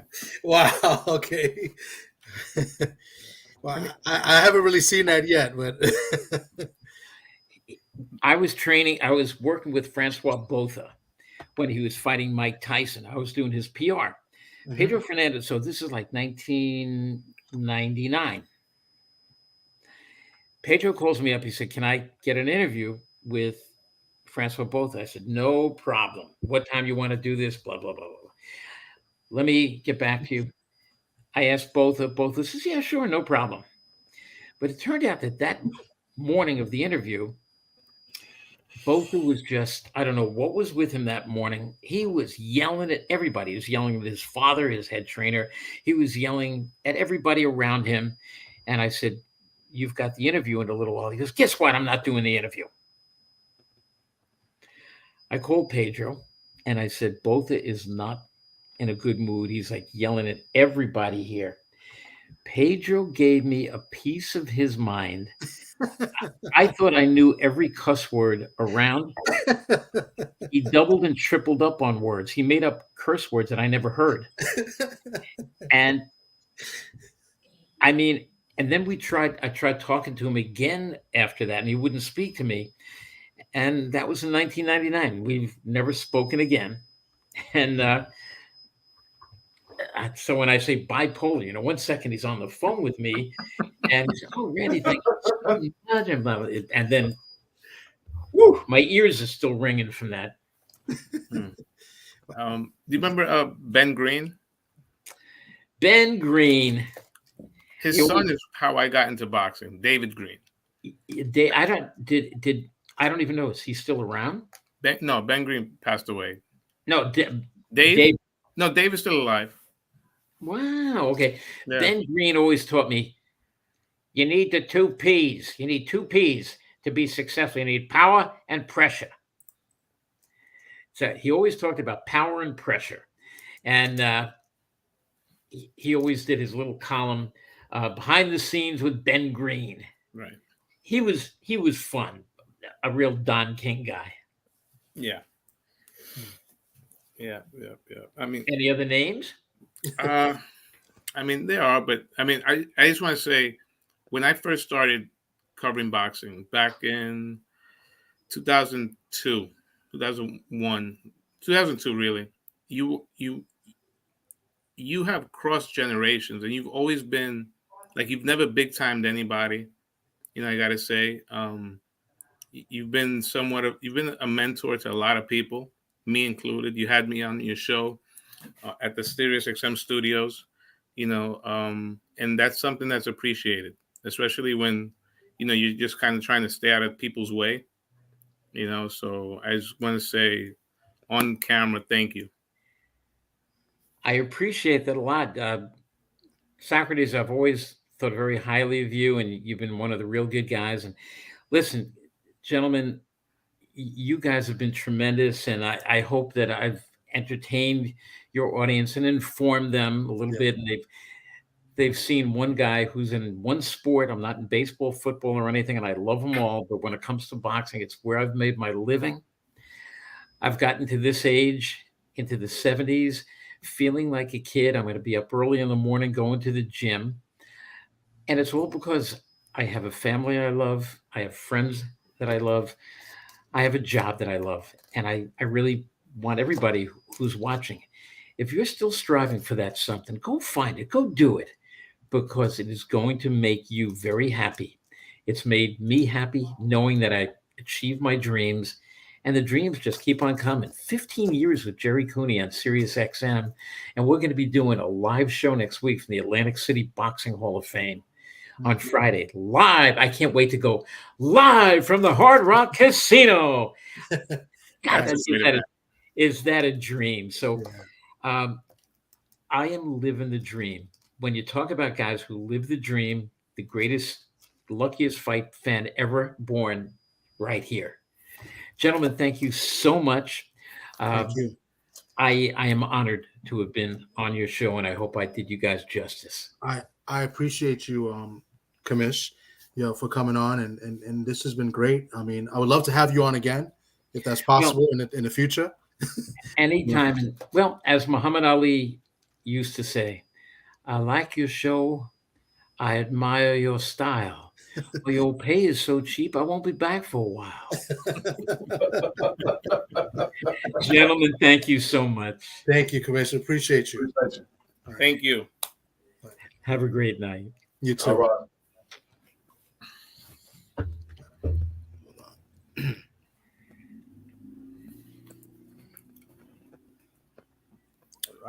All right. Yeah, that was good. Hold on 1 second. Let me. Time flies. What? 90 minutes almost. Yeah, Let me go use the bathroom real quick. that's usually what Sock does at the end. Yeah, I haven't had a beer tonight. That's why. Shake it, don't break it, D. Shake it, don't you? More than 2 shakes, you doing something else. By the way, I forgot to get the lines for this week. I got to pull it up so we could at least do that. But I'll go over last week's real quick and just, obviously the guy that just left is the guy that is leading right now. Hold on one second. I think I'm the strongest. I'm holding everybody up. I might be down there with you. Hold on one second. I want to make sure that Randy's off there. Okay. All right. So cool. So let's just go over last week. So last week, D3 had a 2-1 record going in. I also had a 2-1 record going in, and Sock, I believe, were you 2-1 going in as well? No, you was 1-2. You had won with the Raiders and lost with the Vikings and Giants. Last week you went, I believe, in 0-4. I think you went 0-3 last week. That would bring your record to 1-5. I got backdoored covered with the Niner game because it was 7.5. Yeah, backdoor. Whoa. Pause. Whoa. Hey, pause. As BBO would say, pause. Whoa. Hey, yo. I think I went 0-2-1. The Dolphins, I believe, was a push. I think they were favored by 3. The Dolphins won by 3, right? I can't remember. I don't know if the Dolphins covered. Now I have to check that. I'm not too sure. I got to check. I'm not sure. But the Dolphins were favored by 3. I think it was a push. And I took the 49ers minus 7.5. The Rams kicked a field goal at the end of the game to screw everybody that took the Niners that game. That kick meant nothing. But let me just check the Dolphins Patriots because I do not recall. No, the Dolphins did cover. They won by 7. So I had the Dolphins minus 3 at New England. So that makes me, I went 1-2 last week. The Dolphins my only win. I lost 2 games. So that brings me to 3-3 on the year. And D3 lost with the Browns, but hit with Dallas and Washington. He went 2-1, and D3 is now 4-2 for the year. So he's in first 4-2. I am, a far away second at 3-3, right? At 3-3. Yeah. And I went 1-2. And Sock got a lot of ground to make. You are at 1-5. So I get to pick first, right? Well, I was going to let D3 pick first because he picked last week. Plus, because he wasn't here, he got stuck with 3 games. So I think it's only fair with him being first. He should go and pick the first. All right. Yeah. And if we're going to go with that, we probably want to go with me second and you last. So why not? I've been last all year. Why change? Let me see. I got to find it. I'll read them to you. I didn't get a chance to, like I said, I didn't do the odds and bring them on the screen to put on the board. I think I used DraftKings last time, and I'm trying to find it. Hey, if I don't know nothing else, I know football. I'll go. This is Vegas Insider. So, yeah, I don't know. I guess, Dwayne, you could let me know. Let me see. Maybe I could share my screen better. That might help. Hold on one second. Let's do that. Let's go present.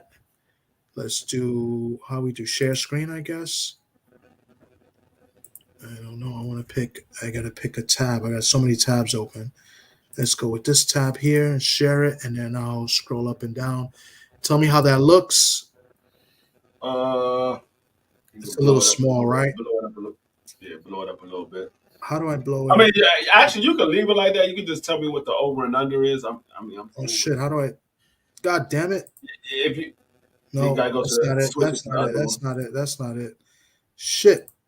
How do you guys do this shit? There you go. There we go. All right. Oh my god! All right, so let me know you want to scroll down. I'll try to go slow. All right. See, charges is plus 1.5. Browns is -3. What? Yeah, that's crazy. Texans is plus 8.5. Patriots is plus 2.5. It Oh looks no, like they minus 2.5. yeah, it looks like the home team is on top, so don't get confused. The home Yeah, team is on top. I Usually, see it now.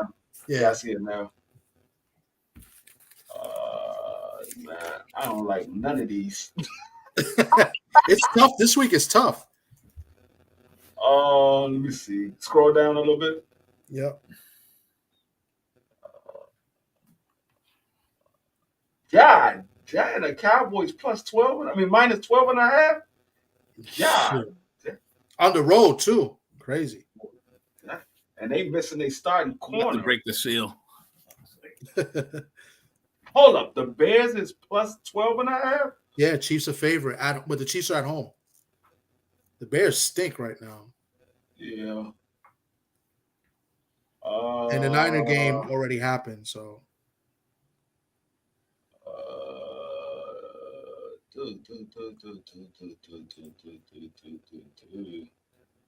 Yeah, the Niners game already happened. So I'm gonna go.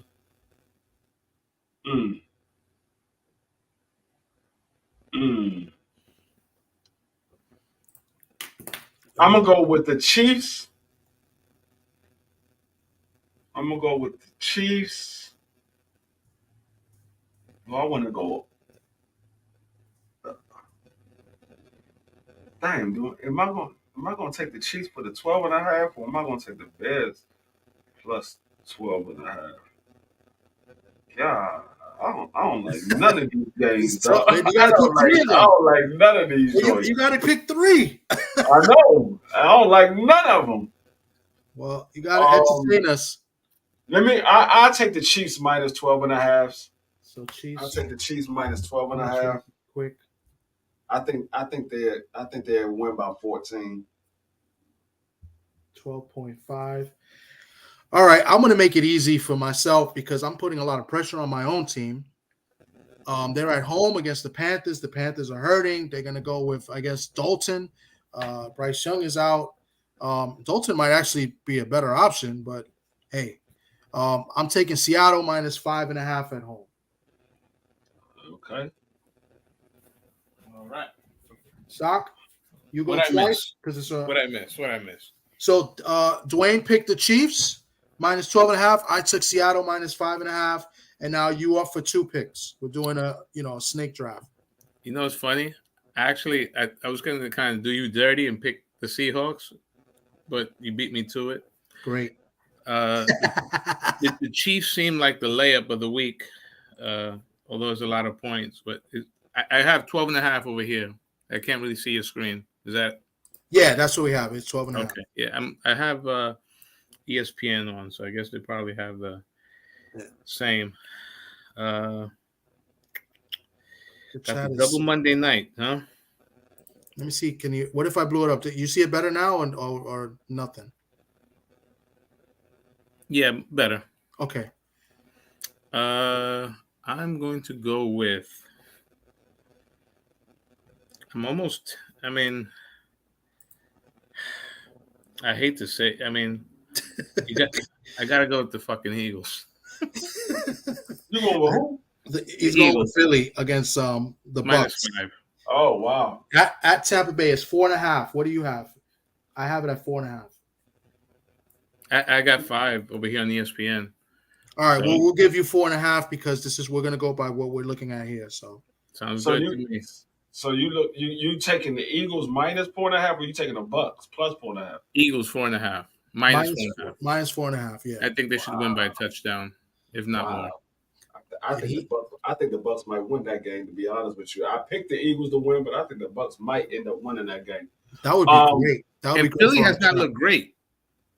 They haven't. You know what? The next one, the next closest one that I like, I'm gonna take the Vikings minus 1.5. I think the Vikings gonna win that game. Someone's got to win. Yeah, they both 0-2. But I think the Vikings gonna win. I think they do for a win. I think they got more. They got wow. Yeah, I just think the Vikings gonna win. I think their quarterback situation just Kirk Cousins been playing. He been playing good. He hasn't been making no mistakes like that. Yeah, and it's not a primetime game. It's a 1:00 game. So Yeah, I'm gonna go with the Vikings -1.5. And Eckler's banged up. So wait, so D, you're going to go again? It was Sock who should have went for 2 though. Yeah, I thought it was a snake draft. It's snake draft. So Sock is going to go. It's Sock's pick. Oh, my bad. Yeah. My bad. I thought it was going back to me. Oh, we doing a snake. My bad. That's how we did it like that the first week.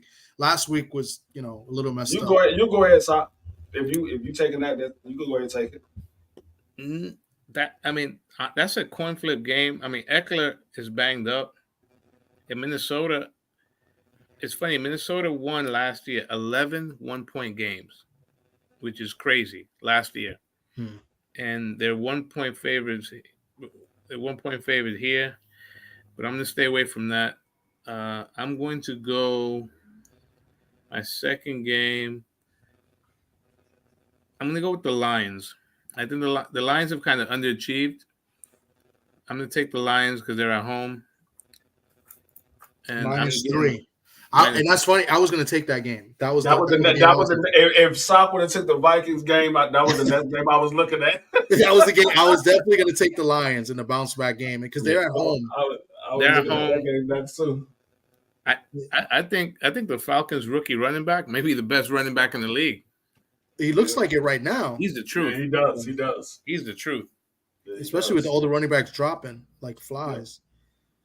Yeah.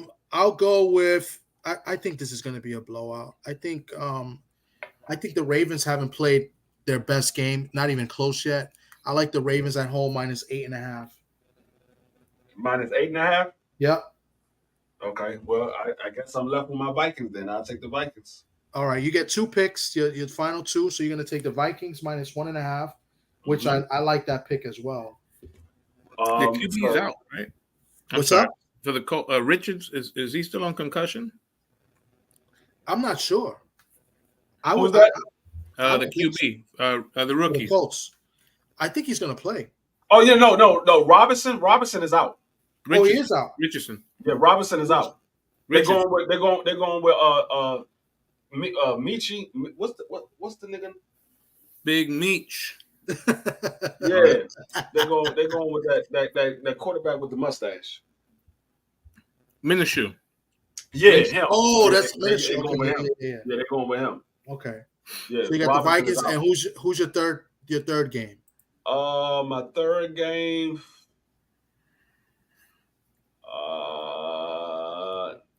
You know you want to do it. You want to do it.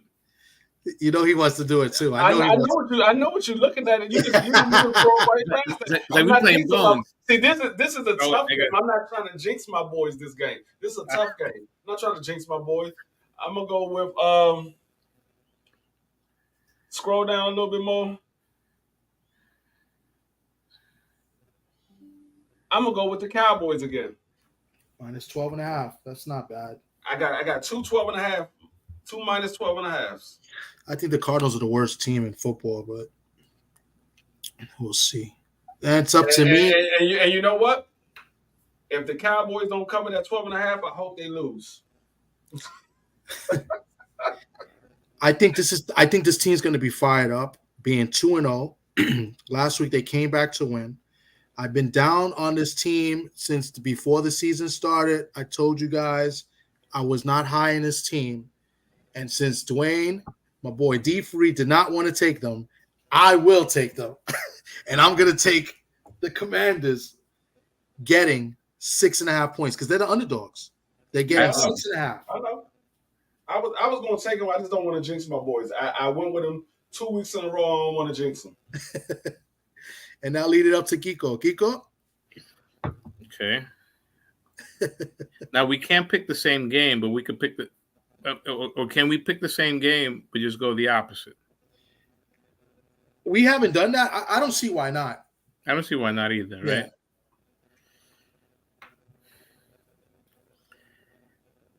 I don't take the Bills only because I think it might be a trap game because they got the Dolphins next week, and that's a big game, within the division. I'm going to go Broncos have played well. Do you think that was pass interference last week on the 2-point conversion? D? Huh? Do you think you guys got away with a flag? No. That 2-point conversion? Okay. No, I think he was playing the ball. So I think that was incidental contact. He was playing the ball. So I think that was legit. Okay. I'm going with the Bills. Okay, so it's me versus Sock here. I 6. Minus 6.5. Going with the road favorite.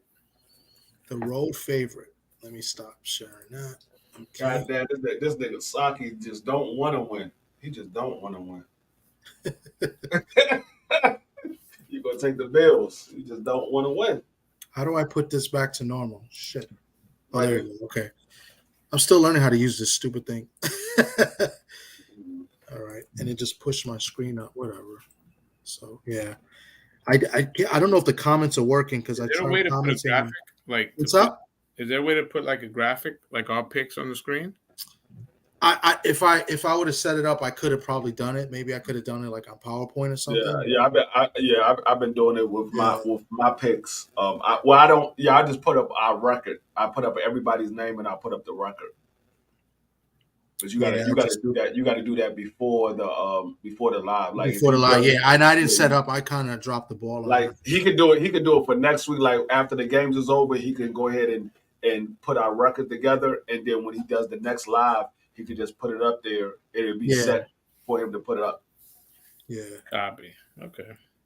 So I'm still gonna be in first place. So. Well, you're only up by one game on me. I mean, Sock is in trouble. I'm in first place in both my pick'ems. I'm in first place. Yeah, he said we do 8 games every week, and I'm in last. I think I did a bonus game this week. I did a bonus game. Yeah, because everybody picked the Niners, and that was easy. Yeah, and it's no spreads; it's just wins and losses. Yeah, it's just wins and losses, no spreads. You pick 8 teams. Well, this week I did 9 teams because of the 49ers game. Everybody picked 49ers. So I went ahead and did a bonus game. Yeah, he was trying to be slick because he knows I hate the Niners. So he led off. That was the first game he announced. And he called me first. And he was like, because he thought I would be daring to take, the Giants, but I couldn't do it. I took the Niners. But that was some slick shit that he did. But I couldn't do it. So everybody picked the Niners, and the Niners won, and they won convincingly too. So yeah, right now, our records for that league is I'm 10-6. Thomas is 7-9. A1 is 10-6. K Savoy is 10-6. BVO is 9-7. G5 is 8-8. Coach Joe is 8-8. T is 9-7, and 88 is 10-6. So it's 4 place for it's 4-way tie for first place. Okay. It's a 2-way tie for second, 2-way tie for third, and Thomas at the bottom by itself. I took some gambles this week. And every week I always find a way that I'm the only one to take one team. Because you always picking Seattle. But Seattle, you got lucky one week, and then you want to pick them again. 2 weeks ago, I picked 2 of them, and I think I hit one and I lost the other. I think I took Carolina. You picked. Let me see. I think I only picked. In week 1, I took Carolina. Nobody else did, and then I took another team, and everybody else took Dallas. Week 1, you took Carolina. Nobody else did. You lost that. No, actually, Coach Joe picked them, and A1 and 88 picked them as well. Oh, because they came late. All right, yeah, but on the live, I was the only one. You're right. Yeah. On the live, you was the only one. Yeah. And then the only one that you picked, I think, was. But in week 1, there was another team. I was the only one to pick something too. Wait up. I think it's the Broncos. You was the only one to pick the Broncos. And I lost. And then, yeah, you lost. And then. All right, Sock. Yeah, the Broncos. And he said that. He said because of Scott, he was going to pick the Broncos. Yep, but this week he picked the Raiders. Last week he picked the Raiders because of you. You let me down. And you lost.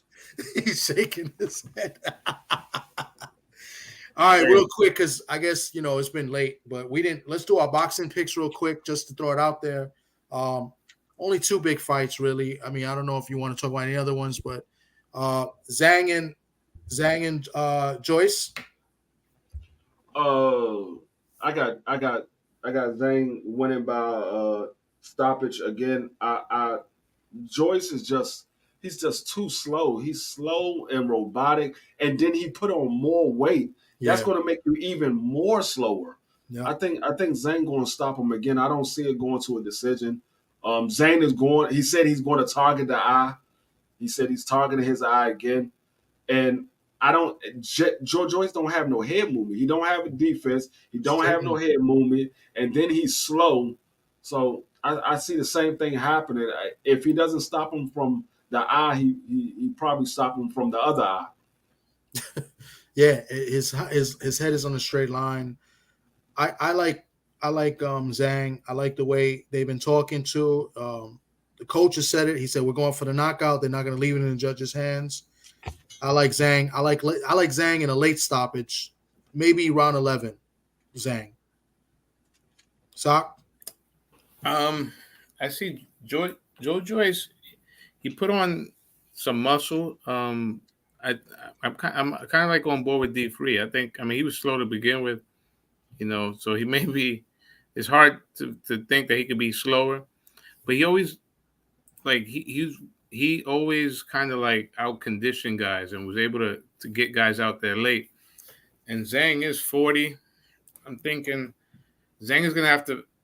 I'm glad the way the trainers are talking that he still thinks that he needs a knockout. So we're going to see an aggressive Zhang and a more confident Zhang. So I'm going to go Zhang by decision. I don't think he stops Joyce, but I think he clearly beats him. Okay. Yeah. And then the other fight of notice is Hitchens and Zapata. It's an interesting fight. It's a big fight for Hitchens, and whether or not he's ready, for that moment. This is huge for him. I want to, What do you guys think? See that's the thing. I'm rooting. My heart is with Hitchens, but he's never been at the spotlight. He never been on this stage before, and we know Zapata can punch, and Zapata's been on this stage many times. So I'm rooting for Hitchens, but I think Zapata might get him by decision. I don't think he's going to stop Hitchens. I think Zapata might get him by decision just because I think Zapata is going to outwork Hitchens. Hitchens, it seemed like the last fight that I seen him in, it seemed like he's concentrating on defense. He fight a little bit like Shakur now because he was training with Shakur. And he fights a little bit like Shakur. He's concentrating on defense, but Zapata, I think Zapata is going to outwork him. But like I said, I'm rooting for Hitchens. I hope Hitchens win, but I'm gonna edge it slightly towards Zapata. Okay. I think if Hitchens doesn't fight a disciplined fight, meaning uses his size, his reach advantage, he could get knocked out. Because Hitch is susceptible to lefties. And I know people that have sparred with him. Number one, he's not a big puncher at all. So Cepeda has nothing to fear in that regard. Hitch has to fight for lack of a better word, a boring fight. He's got to, be on his toes, pick his spots. Because Cepeda, I think, is fighting on desperation mode. Because a loss here, his career turns into, opponent mode. Yeah. So, he's got to be cautious. I'm still gonna pick the young man. I'm gonna pick Hitchens by decision, but I wouldn't be shocked if he gets stopped because he makes some mistakes and Cepeda can punch. Yeah, and I tend to agree with you. I think I'm going the same way. Plus the other stuff you told me about, his attitude. His attitude has kind of changed from what he was telling me. He seems to be he's starting to feel himself a little bit. Yeah, a little arrogant of late. I think he's starting to believe his press clip, and I like him. I think he's very talented. A couple of years ago, he beat a former world champion really easily in Argenis Mendez, and I said, "Wow, this kid." Yeah, that can be good, but as long as you keep your head in the game, Yeah. don't get too big-headed about it. Because if you get in there, you think you are much better than a guy that's been on the top of the mountain or been close to the top of the mountain, you can go in there and get put to sleep because you forget that you're in there with somebody that's been there. A grown up. I mean, because Zepeda's a grown man. You know, that's a big difference. Although I see from what I see in the pictures, he looked really drained to make this weight. Cepeda. Who's that? Cepeda. He looks drained. To me, at least the pictures, Okay. you know. But it's like I said, I'm rooting for Hitchens. I want Hitchens to win. I'm just because he's never been on that moment. I mean, he's never been on that stage. I'm kind of leaning slightly towards Zapata, but I'm rooting for Hitchens. I would love to be wrong in this situation. I see the undercard has a couple of names. Austin Williams fighting Steve Rolls. Rolls, didn't he fight? Did he fight Triple G? That's the Canadian. I think Sounds he to did. me. I'm not too sure, to be honest. I think he fought, did. Yeah, he fought Triple G. If I'm not mistaken. I think he did. I think it was some years back, but I think he did. Yeah, so this is a big step up for Austin Williams, who, if I remember, he turned pro at 54, and now he's fighting at 60. Jessica McCaskill and Sandy Ryan on the female side. I got McCaskill on that one. I kind of like that she. I kind of like that she took that L last time out because she talks. Yeah. Kind of crazy in the mic. She looked more determined not to lose now. I think McCaskill might win by stoppage. And that's it. You know. And of course. Conor Ben. I'm about to say you forgot about Conor Ben's fight. Oh shit! I did forget about Conor Ben. Conor Ben against Rodolfo Orozco. He's fighting in the same card. I know he's fighting in Florida, right? Yeah, the same card. I think he's the co-feature. Okay. Yeah, I haven't paid attention to him. I'm gonna say Conor Ben, but if Conor Ben go out there and get knocked out, we know it was the eggs that he was why he was winning. We know it was the eggs why he was winning all those stoppages. But that's kind of hard because I don't know how much the eggs played into effect. I don't know if it was really the eggs or if it was his training. And he's never fought at this weight. That's what I'm saying. He's fighting at 54. Yeah, he's fighting at super welterweight. So I don't know. I want to say Conor Ben. I'm gonna say Conor Ben, but I really don't know because see that's the thing when somebody is known to be tested positive, you don't really know. Okay, now you start to think. Okay, was it really the skills or was it because of the stuff that he was on? But I'm a have faith that Conor Ben is a better boxer, a better fighter. So I'm a lean towards Conor Ben in this one. Yeah, I don't have no dog in the fight. I forgot that he was fighting.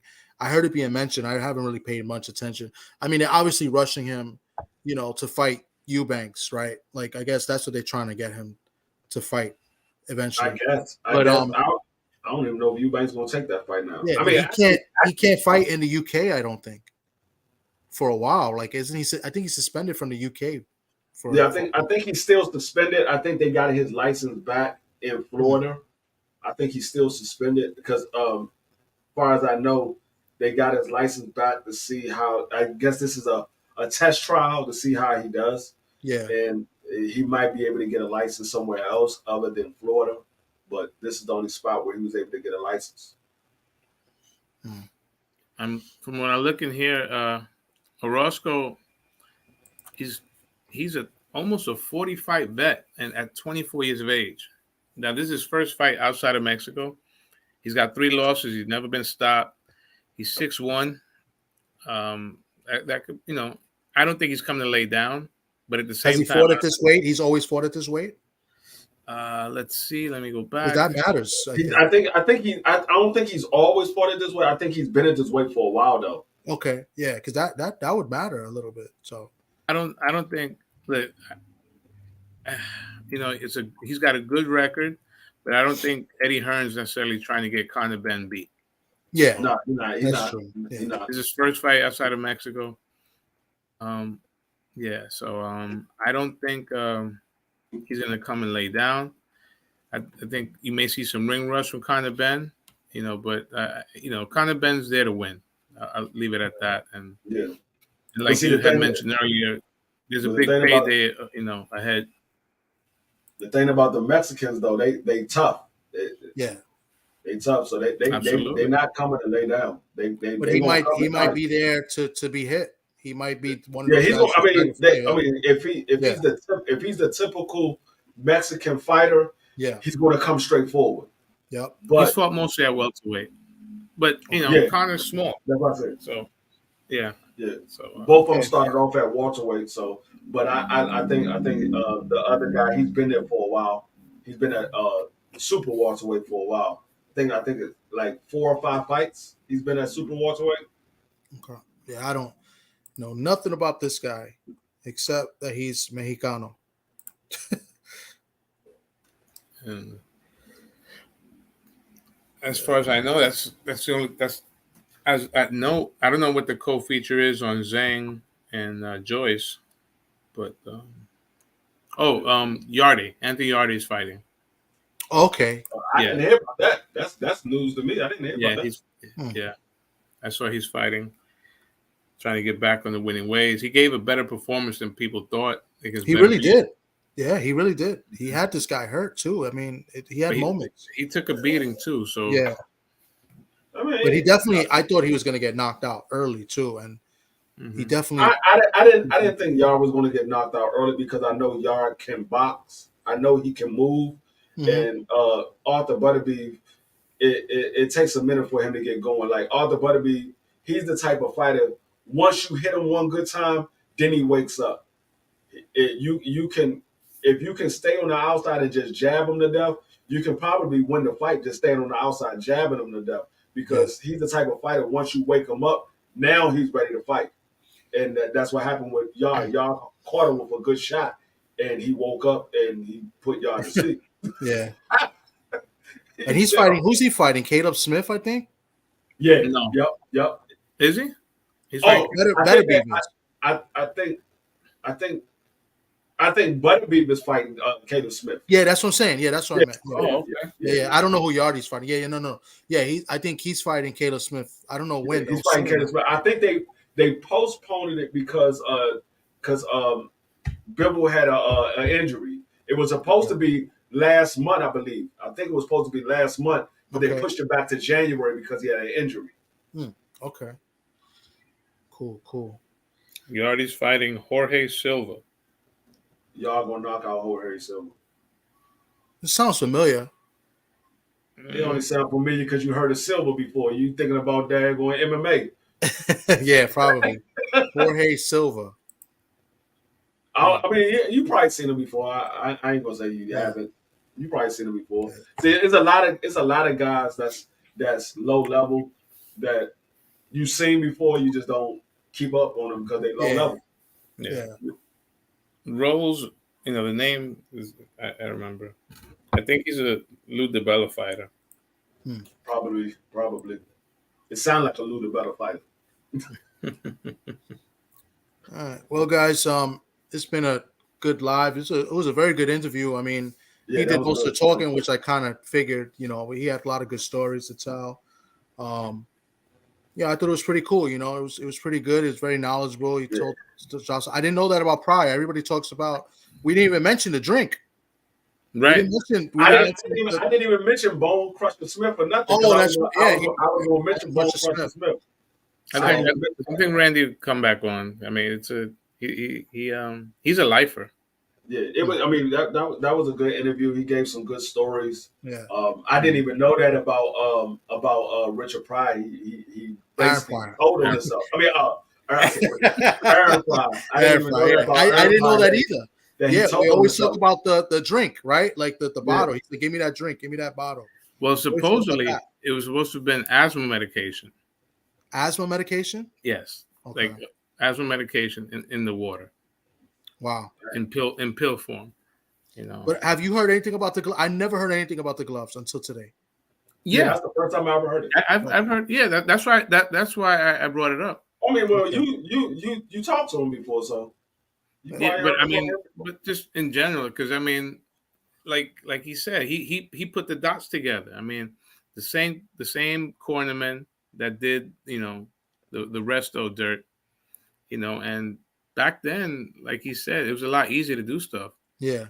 I meant to ask him what year was it that they wired the thumb, because before the glove could be opened up like a. I think that was in the 80s, if I'm not mistaken. I'm not sure exactly what year in the 80s, but I believe it was like the early 80s when they wired the thumb. Yeah, so yeah, I mean, I've always felt like that. I mean, it's funny because both guys, Arguello and Pryor, like their endings were terrible. I mean, Aaron Pryor at one point was selling his ass for drugs. And that might have been a reason why Sugar Ray Leonard never took the fight with Aaron Pryor, because he might have known something too. It's possible. It's possible. Well, the infamous remember the infamous post fight with Camacho? He called out Aaron Pryor, and he was saying he look at the words he used besides the infamous N word he used. He was like, I know you could do it. I know you could come back, Aaron Pryor. We could do it. Like he said that. Like he, that was after who he fought, Rodriguez something. He fought Jose Luis Ramirez. Ramirez. Yeah. So yeah, and he mentions Pryor. Mm-hmm. He also mentioned Mancini. He couldn't stand Mancini, but it's mutual. Yeah. Who'd be good? And I was thinking about hitting him up because you plugged me to him, and I have him. I think I have him on Facebook. The guy Camacho fought from Seattle. Greg Haugen. Yeah, Greg Haugen. It's my guy. Yeah, I wonder if he'll come on. Yeah, he's a character. At least he's a Seahawk fan, so But he fought Camacho in a tough fight. Like did he beat Camacho? He got the win over Camacho. He got the win on Camacho. Yeah, he got the split decision. Yeah.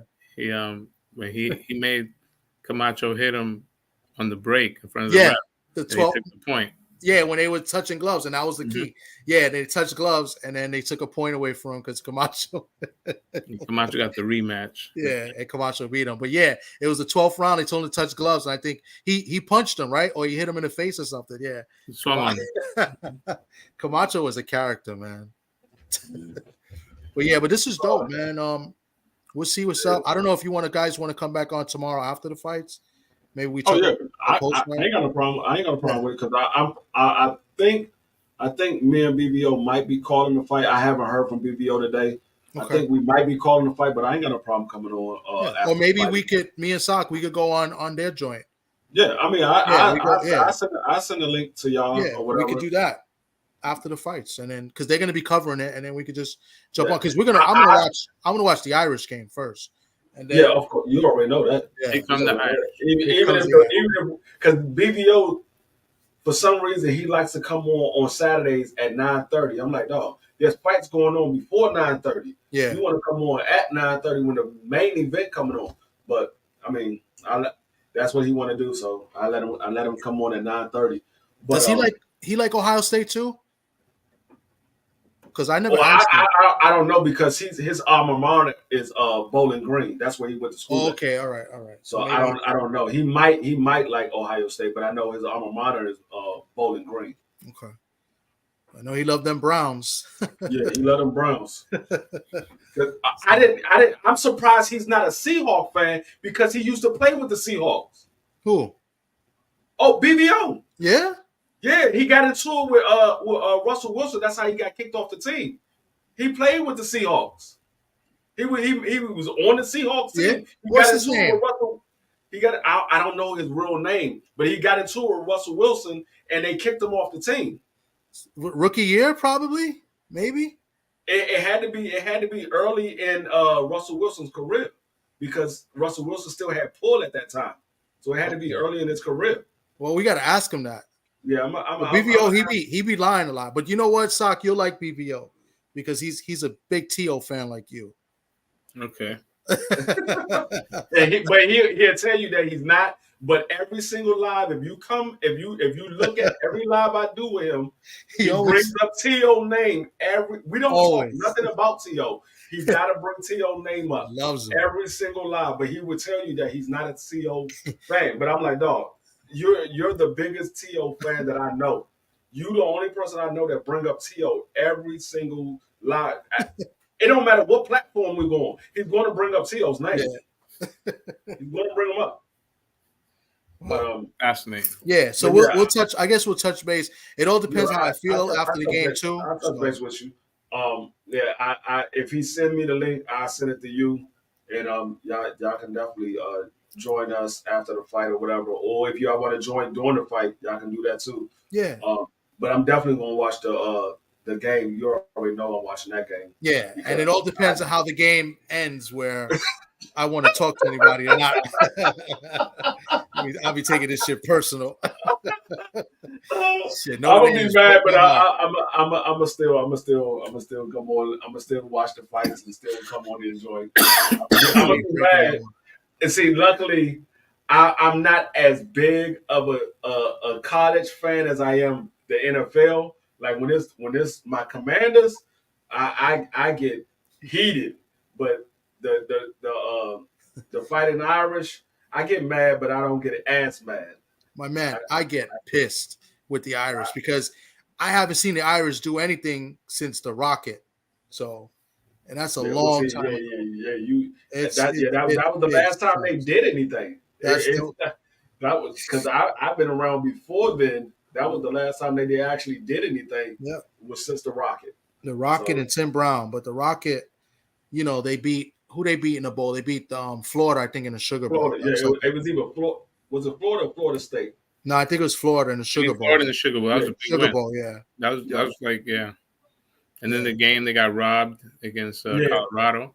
Colorado, the punt return. That was bullshit. Don't get me started, man. They nailed that bitch down, and they gonna say, "Oh, he didn't kneel down." No, they called a holding, right? Or blocking the back. Blocking the back. Oh yeah, blocking the back. The other side of fucking. Don't get me started. It was on the other side of the field, I think, too. The Fiesta Bowl. I thought. What game was that when the guy kneeled down? I thought that was the Notre Dame game. Because I was sitting there looking at it. I'm like, no, the nigga. What do you mean kneel down? The guy caught the ball. You remember back in the day, you would have to take the knee for the fair catch. Yeah. Take the knee. He took the knee, but then he got up and he ran and scored a touchdown. They called it a touchdown. I forgot what game it was. For some reason, I thought it was the Notre Dame game. What game was that? I was watching because I was sitting there because I bet on the game and I was pissed. I'm like, no, he kneeled. What around what time? This had to be like the early 2000s. This was the early. Unless you got the only thing I could think of that you may be talking about is the fucking Oregon State game where they got blown out. Where Huchimazada, there was a punt return and they fumbled. And then he picked up the fumble ball and then he ran it for a touchdown. No. This one, that was Oregon State. And that was the game with Chad Johnson. He went to the end zone, had a clear touchdown. He dropped the ball before he got in the end zone. I remember all these fucking games. Clearly a kneel. Matter of fact, if you go on YouTube, I know it's on YouTube. Matter of fact, I'm gonna see if I can find it real quick. Early 2000s, because early 2000s, they were only good that 1 year with Bob Davie, and then that was the year they got blown out by Oregon State in I think the Fiesta Bowl. The Oregon State kicked our ass. And they had Chad Johnson and Huchimazada. Those were the two big stars. And they both got drafted to the Bengals. I think the quarterback played in the NFL too. Derek Anderson. Yeah, I think he did. That's when they had the coach from Miami, Erickson. Erickson was the coach. Yes. I fucking remember this shit like yesterday. College football, I used to like the 90s and early 2000s. I knew all that shit. Was Ron Powlus the QB? No. Was it Powlus? With Bob Davie? It might have been Powlus. Yeah, but I don't think it was Powlus. The year that they were good against Oregon State, it was another quarterback. I don't think it was Powlus. I have to look it up. Because I remember Powlus came, well, maybe it was. No, Powlus was the 90s. Because Powlus was the guy that they thought he was going to be the next best thing. Because his first game, I think, was against like Purdue or something. freshman or something, and they was like, this guy's gonna be the next best thing. He threw like 4 touchdowns or something that game. Yeah, you're right. Right after Rick. Well, I think Paulus was in the 90s. He came like right after Rick Meyer. Yeah. Yeah. Yeah, I think he was right after Rick Meyer. So I don't know who the quarterback was against Oregon State. I don't think it was Brady Quinn. No, Brady's not that old because Brady was the coach, the old Patriots coach. Yeah, and then in 95 was we had McDougal in 94, 95 at Florida State. And then we lost to Boston College. I think it was McDougal, right?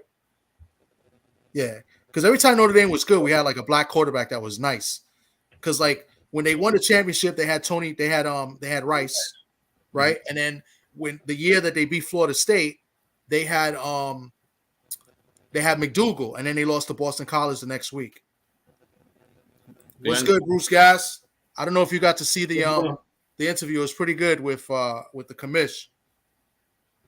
But we're about to kind of sign off. I know D Free is looking for that game. Yeah, I'm gonna find it. I'm gonna bring it up for you. Yeah, I'm gonna look that shit up. I'm gonna show you. I'm gonna show it to you. But yeah, the guy it was a punt return. He kneeled the ball, and then his knee never touched the ground all the way, but he went down as a kneel, and so the defender stopped running after him, and then he got up and just took off. And he ran it. I really feel it might be that Oregon State game because that was a weird thing that happened. That's why I brought it up because in the Oregon State game, Notre Dame punted. But it wasn't an interception though. It was a punt. No, that's what I'm saying. It was a punt return.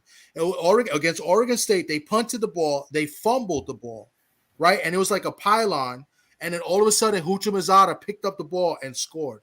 If I could find, I'm gonna Google it. Not Google it. I'm gonna go to YouTube real quick. Hold on, let me do a search because that's the only thing I can think of, and I was so pissed when it happened. Now this one, it wasn't no fumble because the guy he kneeled and everybody was starting to walk to the sideline because he took the knee, and so they thought he downed the ball. So everybody started walking to the sideline, and he started walking with the ball, and then he just took off and ran. It was a punt fumble. He scored a touchdown. I was like, how the fuck they let him do that? Because everybody thought that he kneeled. Even his own team was walking to the sideline. His team was walking to his sideline. The other team was walking to their sideline. He was walking with the ball, and then all of a sudden he just took off. Yeah, because it was 2000. Was it 2001? It was 2001. That's the only thing I could think of because it was such a weird play.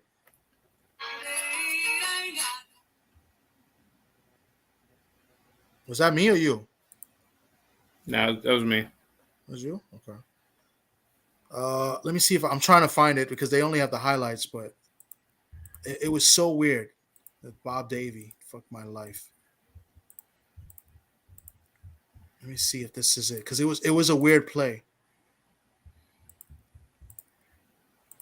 I remember watching that in Brett's house, Sock, and Brett loving it. Fucking hate Brett. Yeah, I can't find it. This is highlights of the game, but it's not. It's gonna be tough. It's funny because the cover of this video is Hucha Mazada. Oh, this might be it. Wait up. Let me see. Hold the phone. This might be it. Hold on. I'm gonna share my screen and see if you could show. You can share YouTube on here, right? Yeah. Well, we're gonna try it now. Fuck it. Let me see if I got the right one. Let me see. Hold on. There's so many tabs. Make a video. Oregon State, Notre Dame. Share it. Can I make it bigger here? Hey, yo. Let me see if I did do this. Let me see if this works. Hold on. I think this is it because he's ready to get the punt return. You tell me if this is it or not. I could be wrong, but this was a weird ass play. I can't believe I'm playing this shit again. Hold on. How do I get? Oh, right here. All right. Let's see. All right. You guys can see it? Mm-hmm. Yeah, I can see it. I think this is it. Let me see. Ushmanzada from the 28. Straight ahead. Bounced off one of his teammates. Nah, it wasn't that. It wasn't that. You see, I was a fumble. Yeah, that was a fumble. And then they counted as a touchdown. All right, so all right. That was clearly a touchdown. No, it wasn't that. Okay, that's right. That's the only thing I could think of because it was a weird ass play. When I find it, I was pissed. When I Howard find it, is I'm fucking gonna heated. show you. All right. Yeah. All right. That's the only thing. That's when you said it, punt. I was like, that's the only thing I could think of. That shit was weird. I remember that fucking game. Big game for Hartman tomorrow. Yeah, it's very big. And he's been good all year. I don't want him to like have his bad game tomorrow. Right? You know, because he can't be perfect every game, but hey, I'm gonna tell you. It starts with the run. It starts with the run. I'm gonna tell y'all something. Don't be surprised if Sam Howell comes out and be the number one quarterback for the season so far. You talking about, you just switch to the Commanders? This guy right here. Yeah. I think that's my cue. Right now, he's the number one quarterback in the East. He's the number one quarterback in the East right now. Not all right, on that note. On that note, hey, I'm just saying. You know what? All you gotta do is look at the stats. He's the number one quarterback in the East right now. If you look at the stats. D3. This is for D3. You know, he wanted to do it. Give him a pat in the back. Barry Horowitz. Well, you know, I got him on my fantasy team. So. I got him too. So I bet y'all do. He was late. I'm like 8th round, 9th round. Hey, he was late when we got him too. He was the 5th round pick. That's high. He was projected to go to first round the year prior. He stayed for another year. He's talking about real life. Yeah. That's what he's talking about. He was projected to go first round, but he stayed for another year and he lost all his receivers. He dropped to the 5th. Right. And he still ended up having a pretty good year without his receivers. Yeah, I think he's going to do well, you know. Yeah, I don't project him to be a elite quarterback. I would love if he's an elite quarterback, but I don't project him to be an elite quarterback. I think he's going to be a good quarterback. I think he's going to be a good quarterback that we're going to have for about another 5-10 years. Yeah. All right, guys. Well, I appreciate you guys. This was fun. This was cool. I mean, I really enjoyed it, you know. But until tomorrow, if anything, we'll catch up. Good luck on your picks. Good luck on your games. Let's go Irish tomorrow, baby. Shit. All right. Push-ups tomorrow. Notre Dame. Let's go. I appreciate everybody that came through. I'm sorry I couldn't do shout-outs today. I tried to hit in the chat, but I did see everybody. I seen the people come in. I appreciate you guys. Shout out TWT, the family. Appreciate everyone. Make sure y'all smash the like button on y'all way out if y'all haven't. I appreciate that too. Thank you very much. All right. This is your boy Tom, my boy D3, and Mr. Last Place, Socrates Palmer. Junior. Yeah. Number 1.